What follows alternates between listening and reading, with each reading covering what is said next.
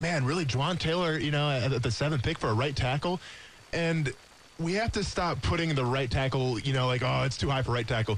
Listen, if you watch any great pass rushing teams now, I mean, a prime example would be J.J. Watt. Watch where J.J. Watt lines up in the game, because now with defenses, the best pass rusher, they have the liberty to kind of go wherever they want. So J.J. Watt, when he was really, in his prime, when he was really moving, he would line up on the right tackle a lot, because why? The right tackle is usually, from a pass perspective, from a pass setting perspective, is a little weaker than the left tackle. So predominantly, teams will put their best pass rusher on the weakest, pass setter, and that's predominantly the right tackle. So from that, if Juwan Taylor's going to be the guy, then so be it. I mean, if you see potential in Juwan Taylor at number 7, then by all means. But don't say, well, he's a right tackle, we shouldn't take him at number 7 because he's a right tackle. No, because nowadays, I mean, you have to have just as good as a right tackle in run blocking and pass setting as you do as a left tackle. Well, just the way it is. Just think about it from a Jags perspective, just to piggyback on your point a little bit. You want to be able to stop Yannick Ngakoue, but you better be able to stop Calais Campbell, too. Yes. And Calais Campbell's been a monster the last couple of years. So to your point, Jadeveon Clowney and J.J. Watt. Everybody, the other part of that is most teams want to have 4 good pass rushers, or a line that has 8 players in a rotation. The elite teams, the Denvers of the last few years, or of their championship years, the Seattles, when they were good, Jacksonville a couple of years ago especially, but even last year, they had 6, 7, 8 guys they could rotate in, keep fresh, and they keep coming at you.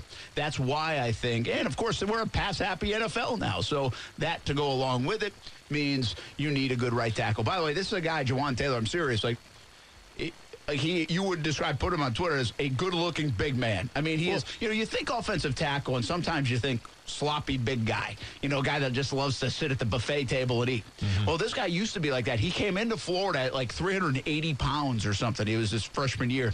Well, he's lost a ton of the weight. Obviously, his strength, 24 reps on 225. That's good. And the guy, they'll tell you, he's got a six-pack, man. He's a 315-pound guy with a six-pack. That's the only other guy that you really equate that to is like an Aaron Donald, who looks like you shouldn't look like that as a defensive lineman, right? You shouldn't look like that as a linebacker. Without a doubt. Well, Juwan Taylor has a little bit of that in it. That being said, I've said this for years and years. I have no idea. I joked with somebody. I said, I'm scouting today, and I'm going to look at the hip movement of Juwan Taylor. It's like...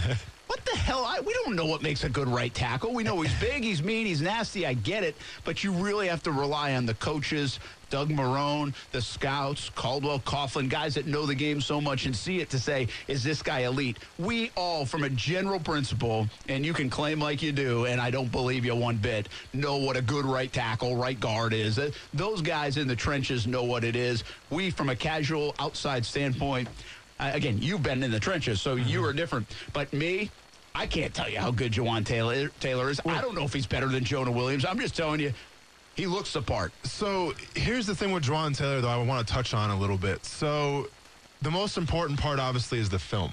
What do you see on film? Well, and granted, I didn't watch a lot of Florida Gator games this year, but I have a lot of friends here that are diehard Gator fans, and I didn't hear him really mention Juwan Taylor one time. Now, don't get me wrong. He's a tackle, all right? It's not the sexiest position to be watching. Well, it's almost a compliment if you're not mentioning him. That's a good point. But, even in the preseason, I feel like people were talking about Martez Ivey a lot more than Juwan Taylor. And that's all my friends saying, our offensive line's going to be okay. We got Martez Ivey coming back. He's going to be the anchor and everything. No one was mentioning Juwan Taylor. So from that perspective, that tells me that he had a really good year this past year. And before that, didn't really show up on film that much. So it makes me wonder, is this a guy, and granted, I haven't watched a lot of film on Juwan Taylor, is this a guy where it's more of they see the potential, they see his size, they see his frame, he has all the intangibles and whatnot? Or is this a guy where they've seen the film, he's already a game wrecker, everyone is already talking about him? Because I feel like it's the latter, where it's like maybe they see a lot of more potential in him than they actually do what they've seen on film so far in a year. And that's a little bit of the draft in itself, first of all. But to your point, I think a couple of things happened. In talking to him today, learning a little bit more about him and hearing him explain it, I think, one, let's just get it out there. You don't make 315-pound men with six-packs, So when you need a 315-pound guy who's strong and agile, too, well, you're already shrinking the field of how many guys can do that. On top of it, it sounds like he's a guy that's self-made, or they helped make him at Florida. If he comes in 380 pounds and now he's 315 and he's chiseled, well, then the guy's done a lot of work on his body, and the guy's committed to the craft. That's a good sign as well. The other thing I like about him this year, I like two other things. He's played a ton of football. He played every game his freshman year, every game his sophomore year. He actually played a little left tackle for a couple of games his sophomore year, and he played every game this year. They only allowed 20 sacks or 18 sacks, I think, this season at Florida. The entire offensive line played well. He was one of the anchors of that offensive line. I love the experience the guy has played. So you can look at a lot of film, and if you really dig into his film and go from freshman year to junior year, you'll probably see quite a bit of an improvement. The last part of it is I give you Josh Allen from Kentucky and Brian Burns from Florida State. And I give you those two guys because I say they're probably going to be top 15 picks in this year's NFL draft. They're elite pass rushers from the college level. Yeah. He's played against both of them and held his own. You can look at that tape to see what does it look like against potentially an elite pass rusher in college football, but going into the NFL too, top 15 picks. So I love the fact that they can break down all this good tape on Jawaan Taylor, but that would probably be the answer. Has he come out of nowhere? Probably not, because these guys don't get on our radar until we start seeing mock drafts, quite frankly. But I do think he took a big step over the last 12 to 18 months. And let me ask you this. I mean, it seems like you're putting a lot of stake on the fact this guy's got like a six-pack or whatever like that, because we're talking about, the dude from Ole Miss, the receiver. And, we saw his pictures and whatnot, and that kind of got a little overblown. I mean, listen, one of the greatest left tackles I ever played against was Joe Thomas. Joe Thomas was by no means a bodybuilder or was cut or chiseled. He is now, granted. I mean, I don't know what he's doing now, but he's lost a lot of weight. But at the time, Joe Thomas kind of had that dad bod, but he was still one of the best from his footwork aspect, from his angles that he had, from his hands, from his punch. I mean, he was the all-around offensive tackle. So while I get, yes, Jawaan Taylor's a specimen and he's got muscles and all that, well, let's not get too wrapped up in that stuff. I mean, it shows that he's a hard worker, and that's great. But I feel like we can't put too much stake on that, especially as an offensive tackle. Well, yeah, I mean, it's more about the transformation. I mean, you go 380 to 315, that's impressive stuff, I think, over a couple years. And that obviously shows that you're a hard worker. Yeah, so and you're committed to it and all that. And then, I mean, again, just go back to 315, whether he had a six-pack or not. I mean, and a strong, agile 315-pound man, you just don't walk down the corner and see one. And that's part of the reason I think he's projected where he's projected. And we'll talk more about Jawaan Taylor. I mean, there were some exciting things about him today. You saw the video I shared. I mean, you get blocked out. We don't even see. I'm not telling you the drills. I'm talking about talking to him after. Ja'Kai Polite, a big story there as well. What a disaster of a draft time it's been for him. You talked a little bit about the draft process. I want to talk about Ja'Kai Polite a little bit more when it comes to that. How much is on the university? How much is on their agent and the circle around these kids, if you will, these young men, to show up and be their best? And Ja'Kai Polite was not that at the NFL Combine. I won't say he was that today either, but at least he was good enough to meet with the media and talk about it. And I think he'll be a story that people tell for a long time. And at the end of the book and the end of the story is still unwritten on Ja'Kai Polite. But we'll hear about him, a little C.C. Jefferson, a little Dan Mullen on a scrimmage that's coming up tomorrow for the Gators. Gators baseball team continues to dominate Florida State, and we've got controversy in the NFL. Why this rule is good has to do with a little controversy in the NFL. Let's talk about it. What does everybody think? And jump in. It's kind of that hot button topic. Pass interference is reviewable. Challenge it if you want, coaches. Do you like it? 904-362-9901. What a show lined up. Little Gravedigger. Little Jake Ryan from the Jaguars coming up in the 4 o'clock hour. Can't wait to get it started. Back from Gainesville and Gators Pro Day. Let's talk NFL next on ESPN 690. Action Sports Jacks with Brent Martineau on ESPN 690 is brought to you by Best Bet Jacksonville and Orange Park. The best kept secret in tires is TireOutlet.com. Tire Outlet offers you wholesale prices with premium service. And most important, TireOutlet.com has always had a safety-first focus. With locations throughout the First Coast, check out TireOutlet.com today. When things go wrong, you need help to make it right. Call the law offices of John Phillips at 904-444-4444. John will be by your side as an advocate and as a friend. Personal injury, family, and criminal law. If trouble finds you, John Phillips can help. He is a board-certified expert in civil trial. Give John a call, 904-444-4444, or visit floridajustice.com. The 2019 Harrell and Harrell Performance Studio is here, and it's better than ever. It's your chance to meet the personalities on the new ESPN 690. Sit in the front row and ask your questions to athletes in town, sports analysts, and experts. You'll be able to see them in person. It's going to be the best year yet.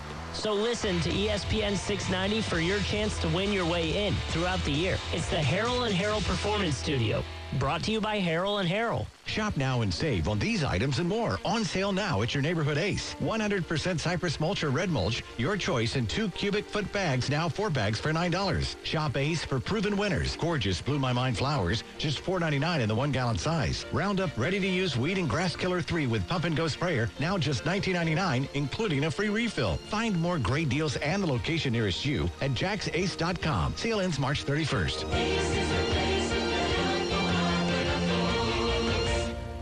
From Daytona Beach to Brunswick, now ESPN can be heard loud and clear everywhere on one of the most powerful AM radio stations in Florida. Listen live everywhere you go on ESPN690.com. This is ESPN 690.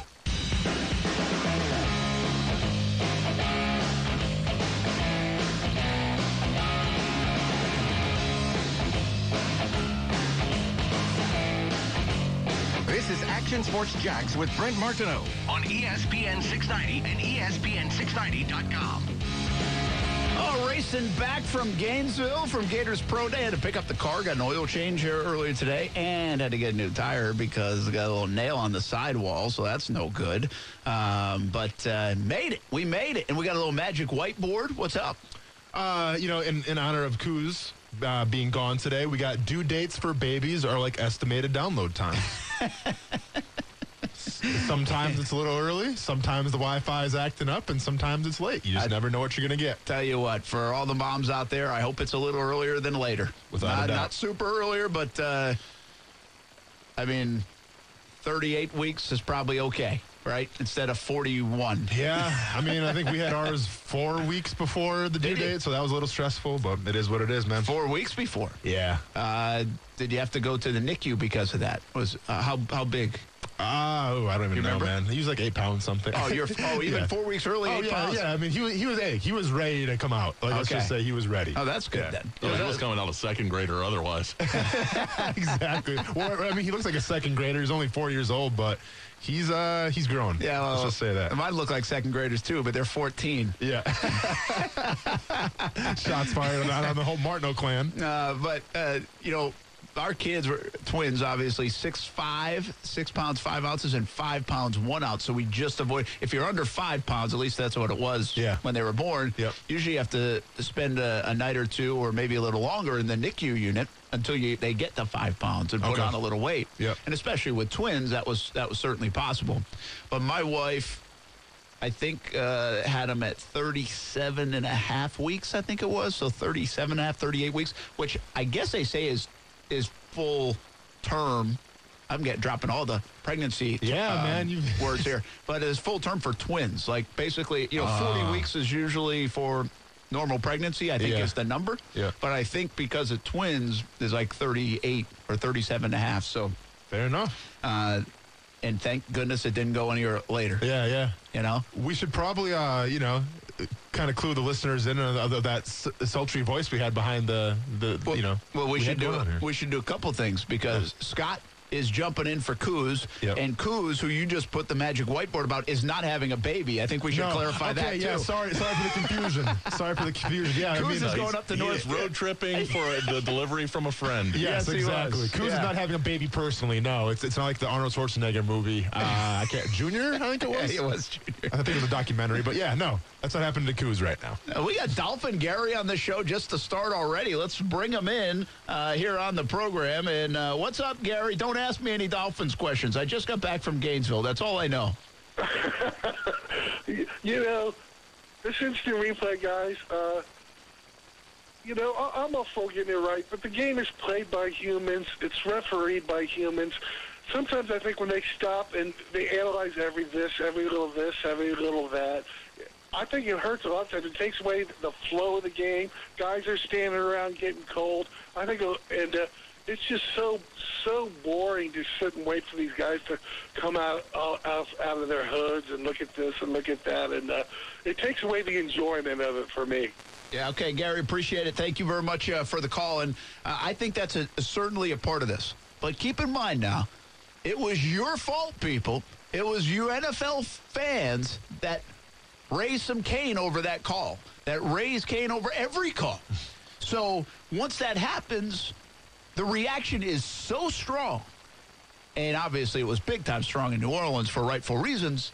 Well, then these kind of things happen. People overreact, and even the owners might have overreacted. So I will give you – here's my thought on it. You know my thought on it to a degree. We've talked about it enough that I think there should be an eye in the sky when something egregious happens, and I say it all the time. If you jump off your couch, and we all know what those moments are, okay? We know when you say, how was that not a call? And keep in mind now, I'm talking about guys in New York or ladies in New York City that are sitting on their couch and watching this, and they don't have Jacksonville Jaguars gear on, and they don't have Miami Dolphins gear on. They don't have New England Patriots or New Orleans Saints or Chicago Bears gear on. So they're not looking through their own goggles of a fan. I'm talking about the average observer jumps out of their seat and says, whoa, that ref just missed that call. Mm-hmm. That's when I think you put the old BW3 button in play and you make a call down, and you should be able to do it. So I'm not completely against reviewing these plays. I also think you have to take it at its root. Okay, the coaches can challenge these plays. They are going to have to be very strategic now on what they challenge. If I was a coach now, because one of these plays could be so important outside of 2 minutes left in the game, I would almost have to save one of my challenges for what potentially could be a game-deciding pass interference play, offense or defense. And I think I'd rather keep the challenge flag in my pocket unless I know I'm going to win on, say, a spot kind of play, like a first down in the third quarter.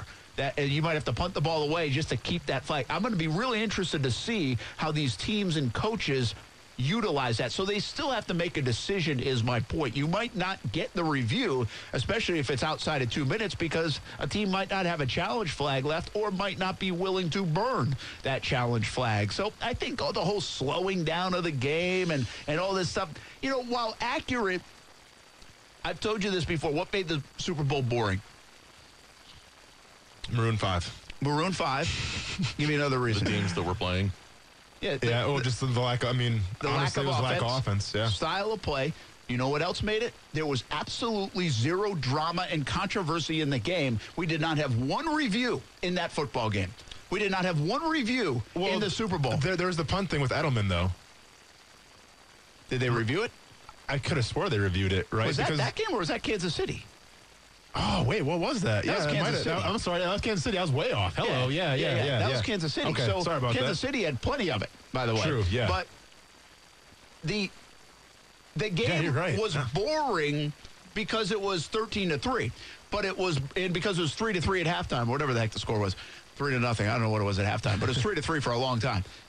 But it was boring because we didn't get a review. Because on social media, we couldn't sit there and debate and say, hey, his knee was down, or he fumbled, or that was pass interference, or something of the sort. We didn't get to do that, and we like to do that. The bottom line is, people, you like to complain. We like to complain. That's what we like. We like controversy. And what sports does is it brings it to the forefront, and we can all discuss it, whether it's here from 3 to 6 on ESPN 690, or if it's during a game on Sunday afternoon or the Super Bowl on Sunday evening on our phones and on our tablets and everywhere else. We like to be able to discuss controversy. And what this will do is create more controversy and create more drama. And not to say there's not enough of it, but I think that's where the NFL wins big. Indirectly. I think this will create more of it. It will get more people bitching and moaning. It will get more people talking about the game, and that never hurts the NFL. This is going to work out in the NFL's favor, is my point. You think so, huh? Yes. Well, let's look at it from this aspect, though. When it comes to baseball, I feel like the numbers are down. Would you agree with that statement? It's not as popular as it has been. No, across the board, no. No, okay. I think a big reason why Relative that, to- obviously, because the games are so long. Yes. So if we're going to take these pass interference calls and I'm going to save that topic review till them- tomorrow, opening day. Okay, I got you. But so if we take the pass interference calls and whatnot, and granted, if it's a close call, that's an extra 10 minutes, maybe 15. I mean, let's be honest Is it, here. though? I think it is. I mean, I think that's a little hyperbole. Okay. I don't think they're taking 10 or 15 minutes to review these plays. How long do you think it takes usually? I mean, it's Like not 5? baseball replay where it's like, bam, 30 seconds. No. But, I mean, I would think the max is around 5 minutes. I think the max is 5 minutes. But at the same time, it's still going to mess up the flow of the game. It's going to ruin maybe some momentum that an offense is building, because let's be honest, when it comes to in terms of offenses, when you're talking, the Kansas City Chiefs, or you're talking the Los Angeles Rams, like those offenses are built on rhythm. And if we start implementing these, is it a pass interference call or not? Well, then those offenses get. So honestly, I mean, from a defensive standpoint, I'm all for it. Because great, now the defense can get a rest. They can, make some changes and whatnot to the offense that's, obviously going down the field and whatnot. So from a defensive perspective, that's great. From an offensive perspective, it might be a little shady, and especially talking about the NFL, where it's all about the money. The offense is the one that's making the money. Hence why we have so many rules concerning the quarterback. Hence why we have, all these rules considering like the late hits and the hits on a defenseless receiver. So from that perspective, I think the NFL should just be careful a little bit. Now, I'm all for this rule, honestly. From a fan perspective, I think it's right. Because we look at what happened in New Orleans, that call had to be made. And unfortunately, it wasn't, and the Saints got screwed out of going to the Super Bowl. But, speaking of these rules and whatnot, there's actually a couple more rules that I wish they would address that we still haven't really got to the bottom of yet. Yeah, well, don't do it yet. Okay. Okay. Tease it.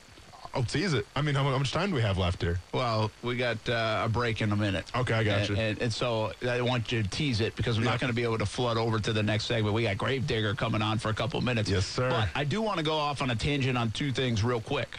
Tangential point. Is tangential a word? I just made it up. You just made it up, I think, yep. I have no idea, but I'm going to look it up, because if it is, that's one of the biggest words I've used on radio yet. I'm looking it up now, man. One thing being, Sean Payton is so lucky that he complained about this rule forever that nobody talks about what an atrocious set of play calls that was in the NFC Championship for Sean Payton. It was an atrocious series when they could have just run the clock out and won the game. So he's off the hook, and he benefits now too from this rule because he kind of got his way. And I'm not saying he didn't have a right to argue that, but we all do forget that he should never have been throwing the dang ball to begin with. The other side of it is, I wondered this seriously. When you said defensive players get a rest, see, I'm a guy that likes to go. And as soon as I sit down, I'm like, oh, man. You know when it hits you, like when you get tired? Yeah. And I kind of wonder about that in sports. Would you rather does that 2-minute breather on a TV timeout really help? Or does it almost hurt you? Or the 5-minute break, does it help catch your breath? Or does it kind of make you cold? It helps the defense for sure. It actually helps catch your breath, especially like on a 10-point drive where you're ready to come out, but you can't come out because it's a no-huddle offense. Yeah, you're looking for any break that you can get. Okay. All right, fair enough. Hey, we'll talk about those other rule changes. We've got this one to come as well. We've got Jake Ryan on the way. More Gator talk from Pro Day, and should the Jags take Jawan Taylor? But Gravedigger, the real Gravedigger, is up next on ESPN 690. Tangential is a word. Yeah, baby. Big word day. ESPN 690 Sports Center Update. I'm Aaron, and it was just about a year ago that Adam Schefter filed this report. Jordy Nelson goes into Oakland today, and the Raiders wanted him so badly that they wouldn't let him out of the building, and they get a 2-year, $15 million deal done with Jordy Nelson. Well, it didn't take Jordy 2 years to figure out he was done with the game. The wide receiver calling it quits today after being released from the Raiders 2 weeks ago. Nelson spent his first decade in the league with the Green Bay Packers, where he caught 550 passes for almost 8,000 yards and 70 touchdowns. The American Alliance of Football is threatening to fold up the league if the NFL Players Association doesn't come to the table with some young talent for development. AAF majority owner Tom Dundon tells USA Today that a decision could come in the next 48 hours. Former future of the Jaguars, Blaine Gabbert, has landed a new gig. The Bucs just signed the quarterback to back up Jameis Winston for the upcoming season down in Tampa Bay. March Madness kicking back off tomorrow. Check on your bracket all afternoon right here at ESPN 690.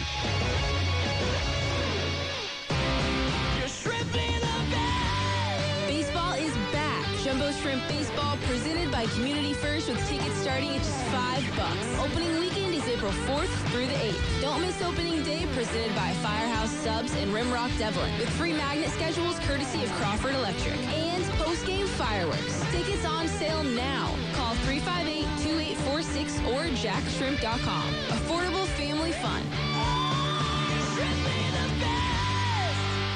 Hey, everybody, this is Brent Martineau of Action Sports Jacks on ESPN 690. And if you're even thinking about taking a look at a new car, you need to go see my friends at the new Jenkins Hyundai of Jacksonville. If you haven't seen the new 2019 Hyundai Kona, head over to Jenkins Hyundai of Jacksonville on Atlantic Boulevard and take it for a test drive. The 2019 Hyundai Kona was named the North American Utility Vehicle of the Year. It has enough room for the family, but it's not too big. It really is the ideal crossover vehicle.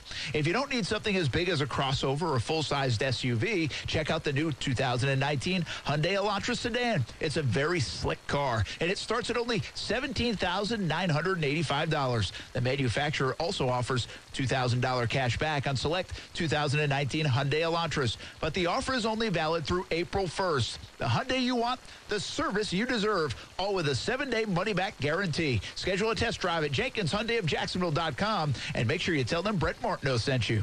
And as much as people are probably sweating the idea of Duke going out, what's still alive? Duke, North Carolina, meeting in the championship game for the first time ever in an NCAA tournament. Oh, gobble, gobble, gobble. Go Lick and Wingo, weekdays from 6 to 10 a.m. on ESPN 690. You watch Action Sports Jacks on CBS 47 and Fox 30. Now Action Sports Jacks is on your radio. Broadcasting live from the ESPN 690 Anajar and Levine studios. Here's your host, Brent Martineau.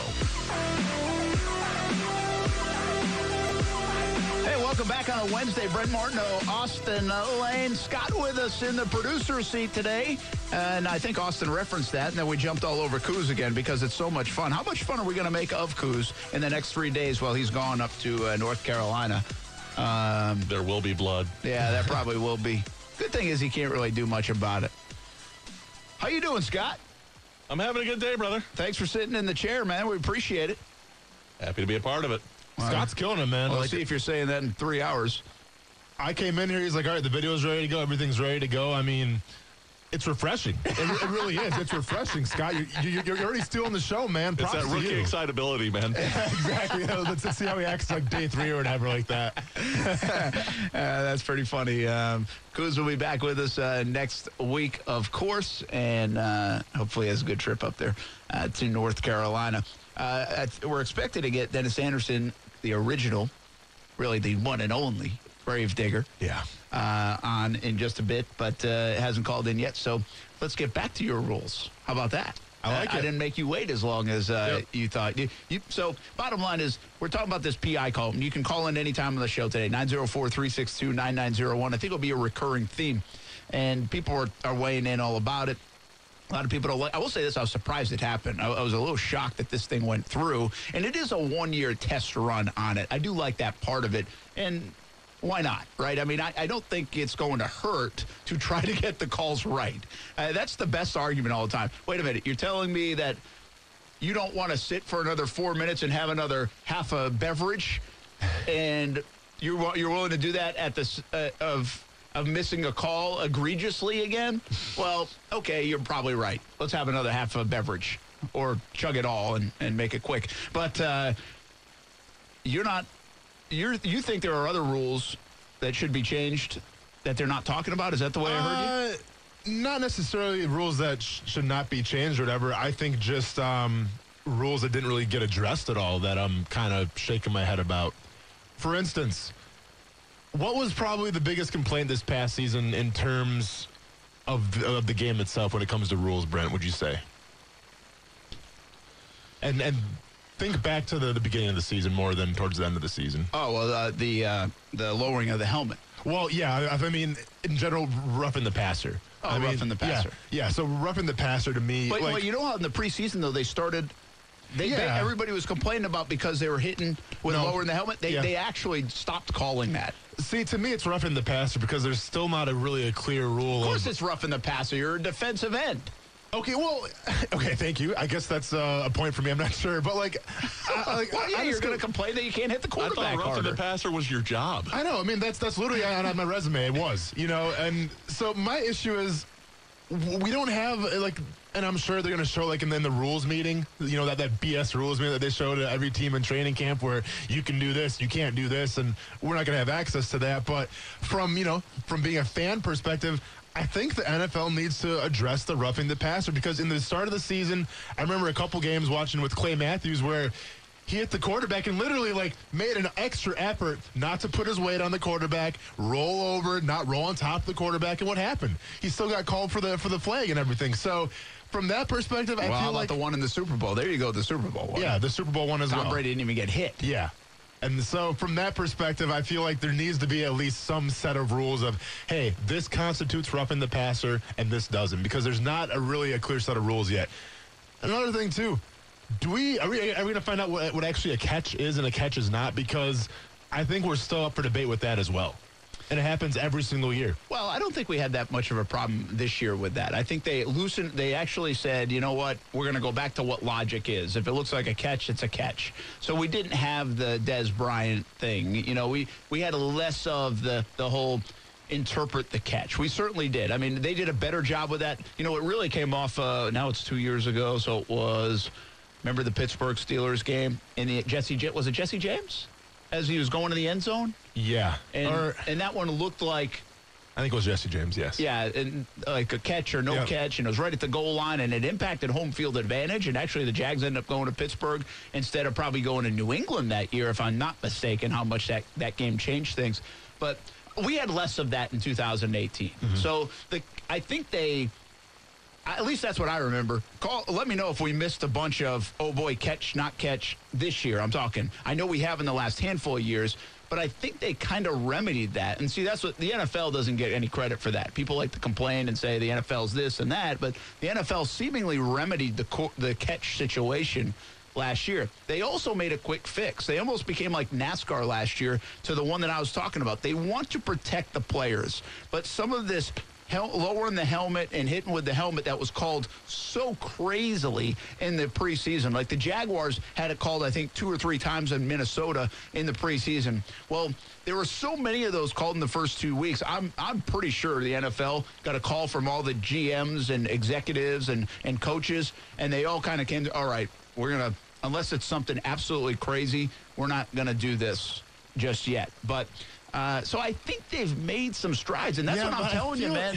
This is going to work out for the NFL. I feel like Hopkins had a catch, and I can't remember who he was playing against, but I remember it was a touchdown, and it got called off. And it was like an amazing catch, would have been catch of the year, and unfortunately got waved off. Once again, I don't know who he was playing against, but there's a few plays that stick out to me. But it's, to prove your point, not as bad as it has been. The other rule that, and listen, I get it, but coming from, I guess you would say, the old school, where it's no more blindsided blocks, because I get it from the fact that if you blindside somebody, well, that's a risk of injury because they don't see it coming, correct? So that they can't brace themselves. But at the same time, if you blindside somebody like a receiver, I mean, so they always say that if there's an interception, you always go block the receiver who that ball was going to, because that receiver is more than likely going to make the tackle because he sees the play coming and he has the most, I guess, motivation to go get that ball back.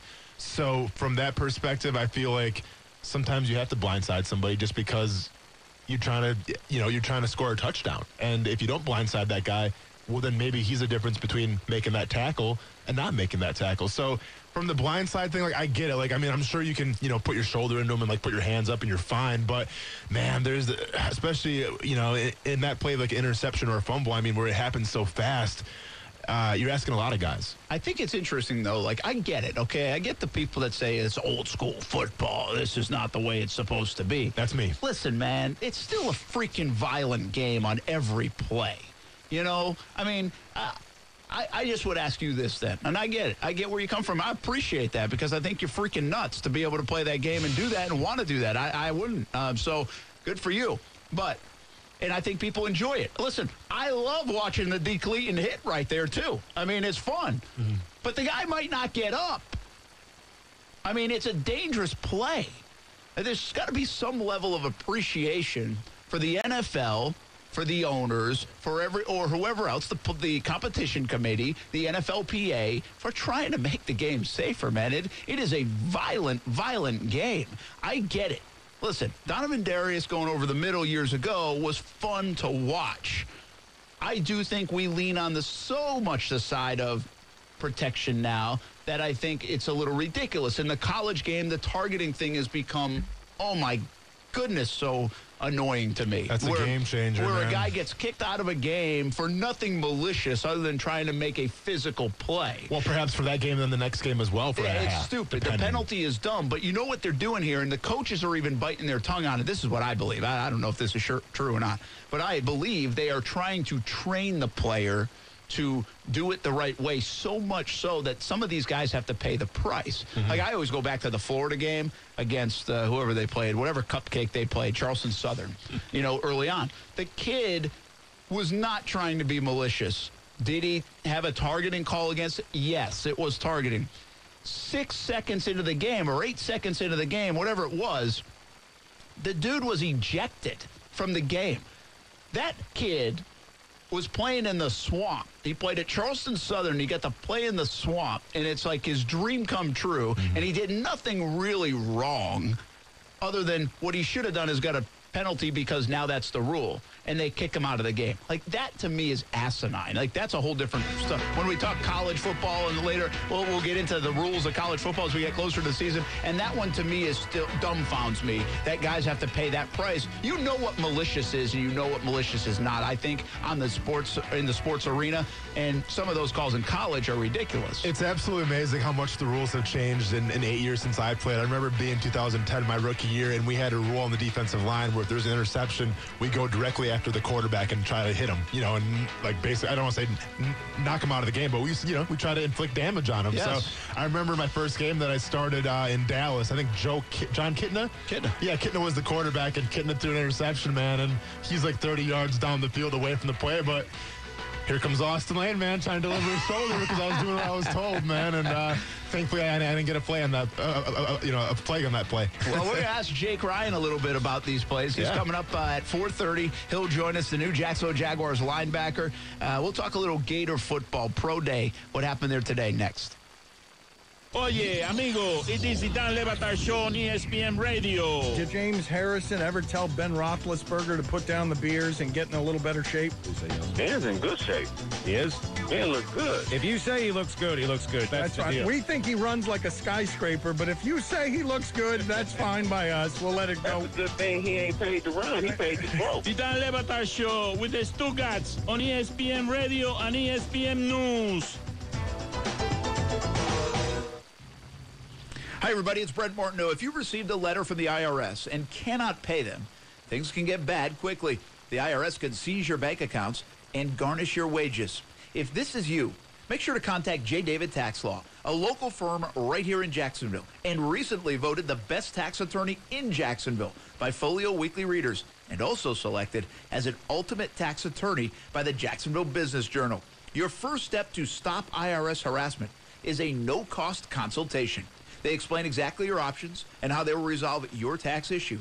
And only trust an experienced and award-winning tax firm when it comes to representing you. The fastest way to get started is to call 904-507-4777. 904-507-4777. Peace of mind is only a click or phone call away. Also online at jdavidtaxlaw.com. The number again, 507-4777, or online at jdavidtaxlaw.com. Hey, everybody, this is Brent Martin of Action Sports Jackson. Many of you know by now I'm a huge advocate for Hyundai vehicles. We actually drive a Hyundai in our family, and if you're in the market for a new vehicle, take it from me. There's no better place to buy a new or pre-owned vehicle than Jenkins Hyundai of Jacksonville. The car buying experience should be smooth and seamless, and that's the experience you'll get from my friends at Jenkins Hyundai of Jacksonville. Take a look at their specials and incentives at JenkinsHyundaiofJacksonville.com.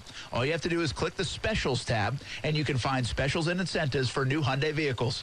One thing you don't have to worry about at Jenkins Hyundai of Jacksonville is being haggled by a salesperson. Their sales staff are pros, and they're on your team from getting you into the car you want with the best possible financing plan. Jenkins Hyundai of Jacksonville is second to none. Schedule a test drive at JenkinsHyundaiofJacksonville.com or at the showroom on Atlantic Boulevard. And tell them Brent Martineau from Action Sports Jacks sent you. Ben Simmons is not good. He's great. I love his heart. I love his game, his fearlessness. The brother is special. There's one thing that Ben Simmons is lacking, and this is a jump shot. The Stephen A. Smith Show, weekdays from 1 to 3 p.m. on ESPN 690.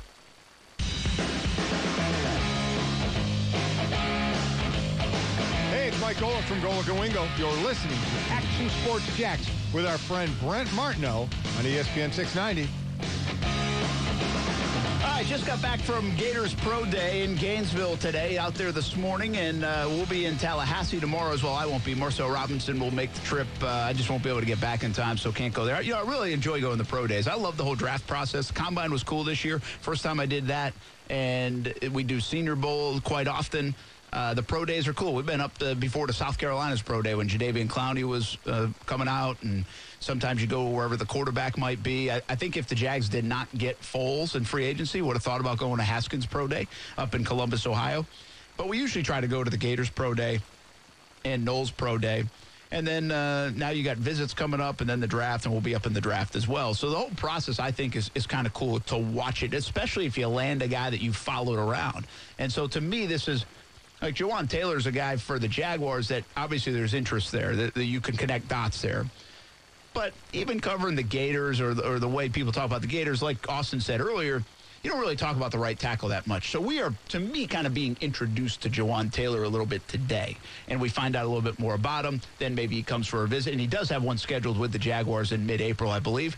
And then, of course, we'll see him at the draft. He said he is going to Nashville for the draft, so he will be there, and we always interview a bunch of the guys at the draft. So it'll be a fun month, in my opinion, to follow Taylor. And then if the Jags pick him, well, then we got a little background now with him. We got a little familiarity with kind of who the man is, along with who the player is, as we continue to learn about some of these potential draft picks of the Jacksonville Jaguars. Well, in this process, which can be difficult, and Austin talked about it yesterday, about pro days, about Murray State, and how you guys had a coaching change, and then how you took a supplement that was legal, by the way. It was legal. But even if it wasn't, I would have said it was illegal. I'm not ashamed of it, but it was legal. It was legal, and it led to a hamstring injury. And now you got me thinking, because Ja'Kai Polite struggled like crazy at the Combine, and in interviews, he tweeted something he probably shouldn't have tweeted. He didn't perform well. He's got the hamstrings injured. He said it hurt about 10 days before the Combine. He ran the 40 once today, but didn't do a whole lot because the hamstrings still bother him. It's wrapped up. Jawan Taylor didn't run the 40 either because of his hamstring. So now all of a sudden I'm saying, boy, all these guys must be taking supplements. Everyone's taking Jack 3D, man, trying to get that advantage. Trying to get that bench press up a little bit. That's what I was thinking about based off yesterday's conversation. Yeah. But the moral of this story to me in Gainesville today was you got a guy in Jawan Taylor who's really climbed boards and he's done the things the right way, and he probably has there's good team around him. Maybe he picked the right agent, maybe mom and dad, maybe whoever it might be. Then you have Ja'Kai Polite, who I'm telling you, he's a top 15 pick potentially in the NFL draft going into the Combine, and we're going to use Ja'Kai Polite, in my opinion, for the next couple of years and maybe decades wow, he really messed up his stock at the Combine. And part of it was he got overweight. He tried to gain weight because he thought he'd need more weight going into the NFL, which kind of was something you did a little bit, right? Yeah, but to support, I guess to go against that claim, though, Ja'Kai Polite is an edge rusher. You know, he was going to enter the Combine as an edge rusher. That's his calling card. He's getting after the quarterback. For me, back in 2010, that's back when it was like the 4-3 defensive end. The prototypical 4-3 defensive end had to stop the run, and then we had to play the quarterback as well. But on average, a 4-3 defensive end, I'm talking like the Julius Peppers and whatnot, they're up there like 6'5", probably 265, 270. So from the aspect of me having to put on weight, I had to do that because that's what the position required at the time. Yeah. So when we're talking about Ja'Kai Polite now, as an edge rusher, that's what he's that's what he went to the Combine for. That's what he's getting drafted as. The excuse that he had to put on more weight doesn't sit well with me, just for the fact that you look at some of the great pass rushers right now in the NFL, like a Von Miller, even Clay Matthews when he was in the upper echelon. They weren't that big. They were I bet Von Miller right now is about 235, honestly. Is he that light? I think he would be either 235, 240 at the most. Really? He's light. Yeah, and that's what you see with these pass rush specialists is the fact that it's all about speed. It's all about that get off. So from the perspective of the whole the Jai Polite thing. Ja'Kai Polite. I'm sorry. Yep. I don't buy the excuse that he was trying to add weight. Yeah, well, okay. Listen, and I'm not giving him an excuse. I'm just saying somebody along the way, either he got fat and happy and out of shape between the bowl game or the end of the season and getting to the combine and said, so he didn't take it serious enough, any of those things. Or somebody said, hey, you might be better off putting on 10 pounds or 12 pounds. So, but you actually feed into my point. And the overall picture is he also failed miserably in the interviews. Now, he did say, and I give Ja'Kai Polite a ton of credit, he talked today. And a lot of people at this event, before the guys started talking, like, well, he's probably not going to talk. Like, we can't make him talk because they're really with their agents and families now. They're on their own. Can't make him talk, and he probably won't talk. Well, that's what's the prediction. Well, I'll tell you what, Ja'Kai Polite, nice young man. Came up, talked. I give him a lot of credit for doing that. You got asked all about the combine and failing miserably at the combine, and I think I give him credit for doing that, but he is going to be one of these stories that is like, man, you really screwed this up. And partly because even the interview, he said he was intimidated by the interview process. He didn't really know what to expect by the interview process. And so what I'm getting at is, how much responsibility is it for the school? In your case, Murray State, even though they changed coaches, you guys were looking for places for a pro day. You know, Dan Mullen, honestly, it's hard to read Mullen on the Polite situation because Polite decided to enter early in the NFL, leave school early, and you almost get the feeling from Mullen that he was against it, and Polite decided to do it anyway. That's kind of my read. Over the last couple of weeks, Mullen has said a couple of times, well, you know, we're going to see if it works out for him, you know, going out, leaving early. And you almost get the sense like Mullen wasn't all for it. But do they do enough to get these guys ready? Does the agent do enough? Does the team of people around them do enough? Does the coach at the school do enough? And how much of it is a responsibility to say, hey, we know what they're going to ask you at the combine. We know what they're going to test you in at the combine. You must be ready for this because this could be altering in terms of how much money you make, where you end up, or even if you get a job in the NFL. Your career as a college football player, whether you go for 2 or 3 or 4 years, however long you go, it conditions you to get ready for the combine. It conditions you to get ready for those meetings where it's going to be a high stressful environment. It conditions you to play at the next level. And this is granted if you're playing D3, D2, a Murray State, like an FCS school, or a legit SEC school. Okay, so the fact that, well, maybe the people around him didn't get him ready, I say bullcrap, because that tells me that you didn't take the opportunities that you had. Now, granted, as a college athlete, probably one of the biggest transitions that you make from going, playing college ball to the pros is that you don't have everything done for you. I think Vince Young had a big problem with that because it was reported saying that Vince Young, one of his biggest problems was that everyone did everything for him. And when he got to the Tennessee Titans, he wasn't used to doing things on his own. Okay, so there's different types of personalities, different types of people. From Ja'Kai Polite's perspective, I feel like, listen, he's had this hamstring thing, and you can use that as an excuse why he came in out of shape. Maybe. But from my perspective, if you hurt that hamstring, maybe you're training for the combine, the 40-yard dash, you hurt a hamstring. I don't think hamstring injuries last that long, number one, and maybe he re-aggravated it. Who knows? But if you hurt your hamstring, well, then work your upper body more. Like, still maintain, staying in shape. And, getting back to the whole thing, well, maybe someone told him to add a couple pounds, maybe add some more muscle. Well, that's fine, but guess what? According to the scouts at the combine, it wasn't muscle, all right? He looked sloppy. Let's call a spade a spade. He looked sloppy at the combine. So that tells me that either A, okay, you hurt your hamstring, but you still weren't taking training seriously, or B, you had maybe the worst advice ever from either an agent. I guarantee it wasn't a coach, because the coach wouldn't tell him, all right, you should probably put on 15 extra pounds. Maybe it's muscle, maybe it's not. But even then, if you're training for the combine, you're going to have professionals who know nutrition, who know weightlifting. They're going to get you right. So from that perspective, I just feel like Ja'Kai Polite, maybe his mindset was a little off, especially what you heard from the meetings as well. Yeah, I mean, again, he failed miserably in the meetings. He admits it, too. Let's hear from Ja'Kai Polite, because he was really good with the media after he owned up to a lot of it. He knows that he's dropping, and he knows he'll be an example down the road of what not to do, really. But here's Ja'Kai Polite just from a couple hours ago in Gainesville. I had to prove that I can come out here and compete, because it wasn't that good of a combine for me, which we all know. I just wanted to improve and try to get my hamstring better so I can compete with my teammates. How tough has this last few weeks been on you mentally, coming off the combine and everything? It's been pretty tough, but it's a major learning experience for me, something I've never been through in my life, something like I just keep learning every day because like nobody in my family has been through anything like this, so I had nobody to help me really other than my agent, but I never knew how serious and how mentally tough you had to be for this moment, but I've learned from it. How important will any of the visits that you take be?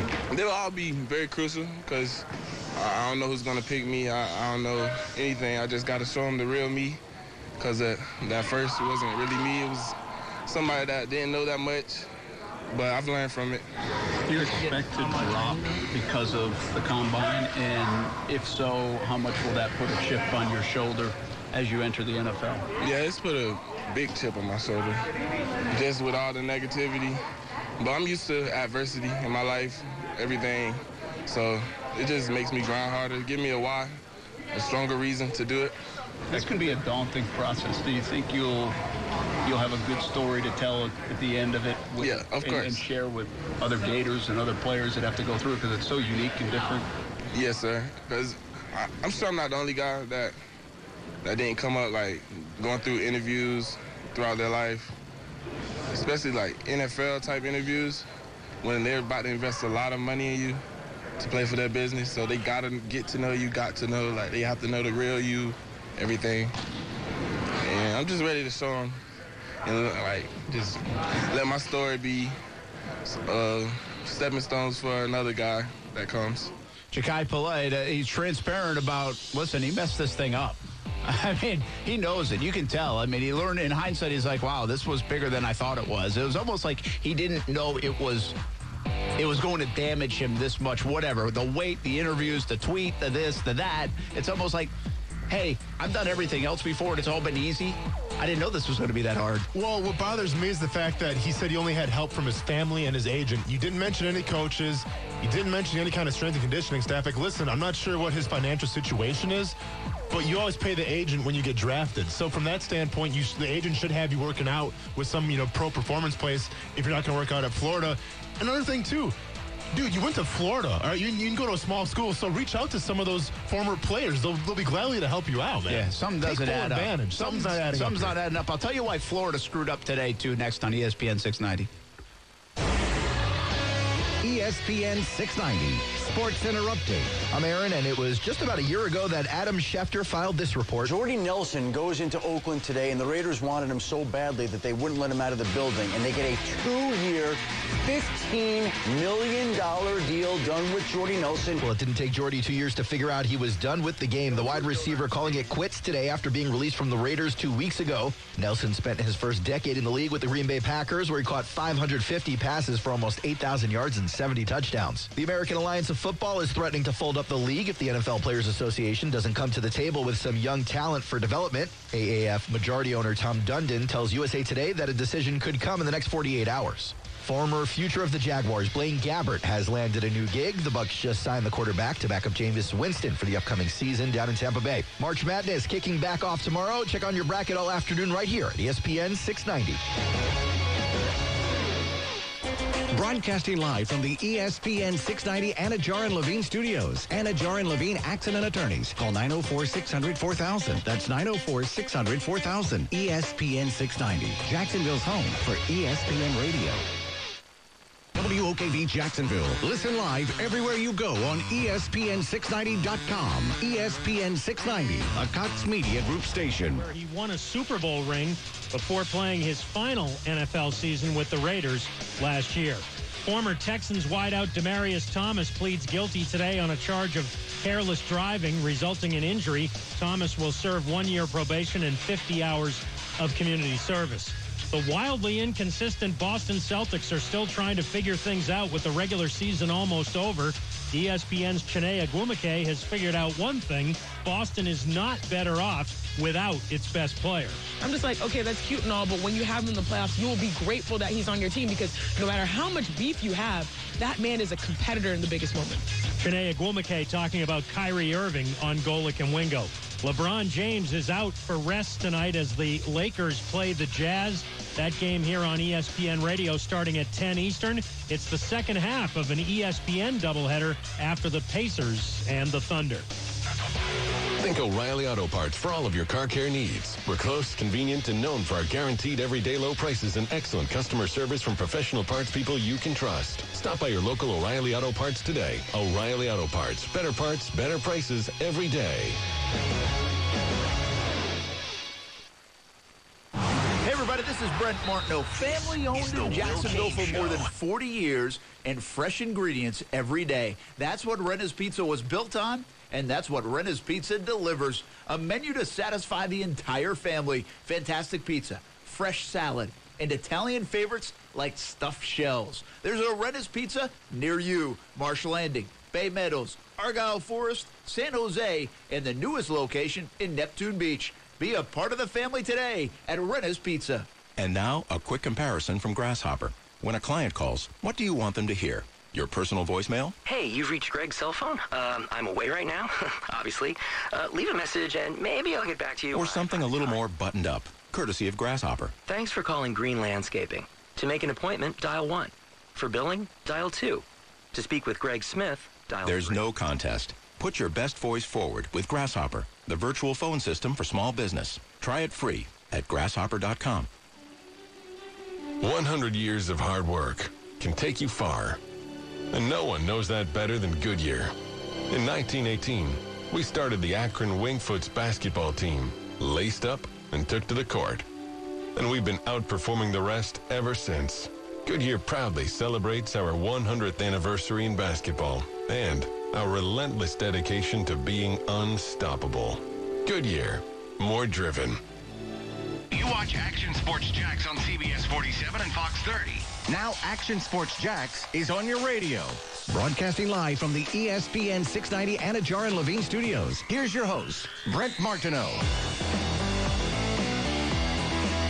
We got a little magic whiteboard out again. 4 o'clock. Are you ready for this one? What you got? If the earth is flat, maybe dinosaurs live on the other side and we keep digging up their dead and buried.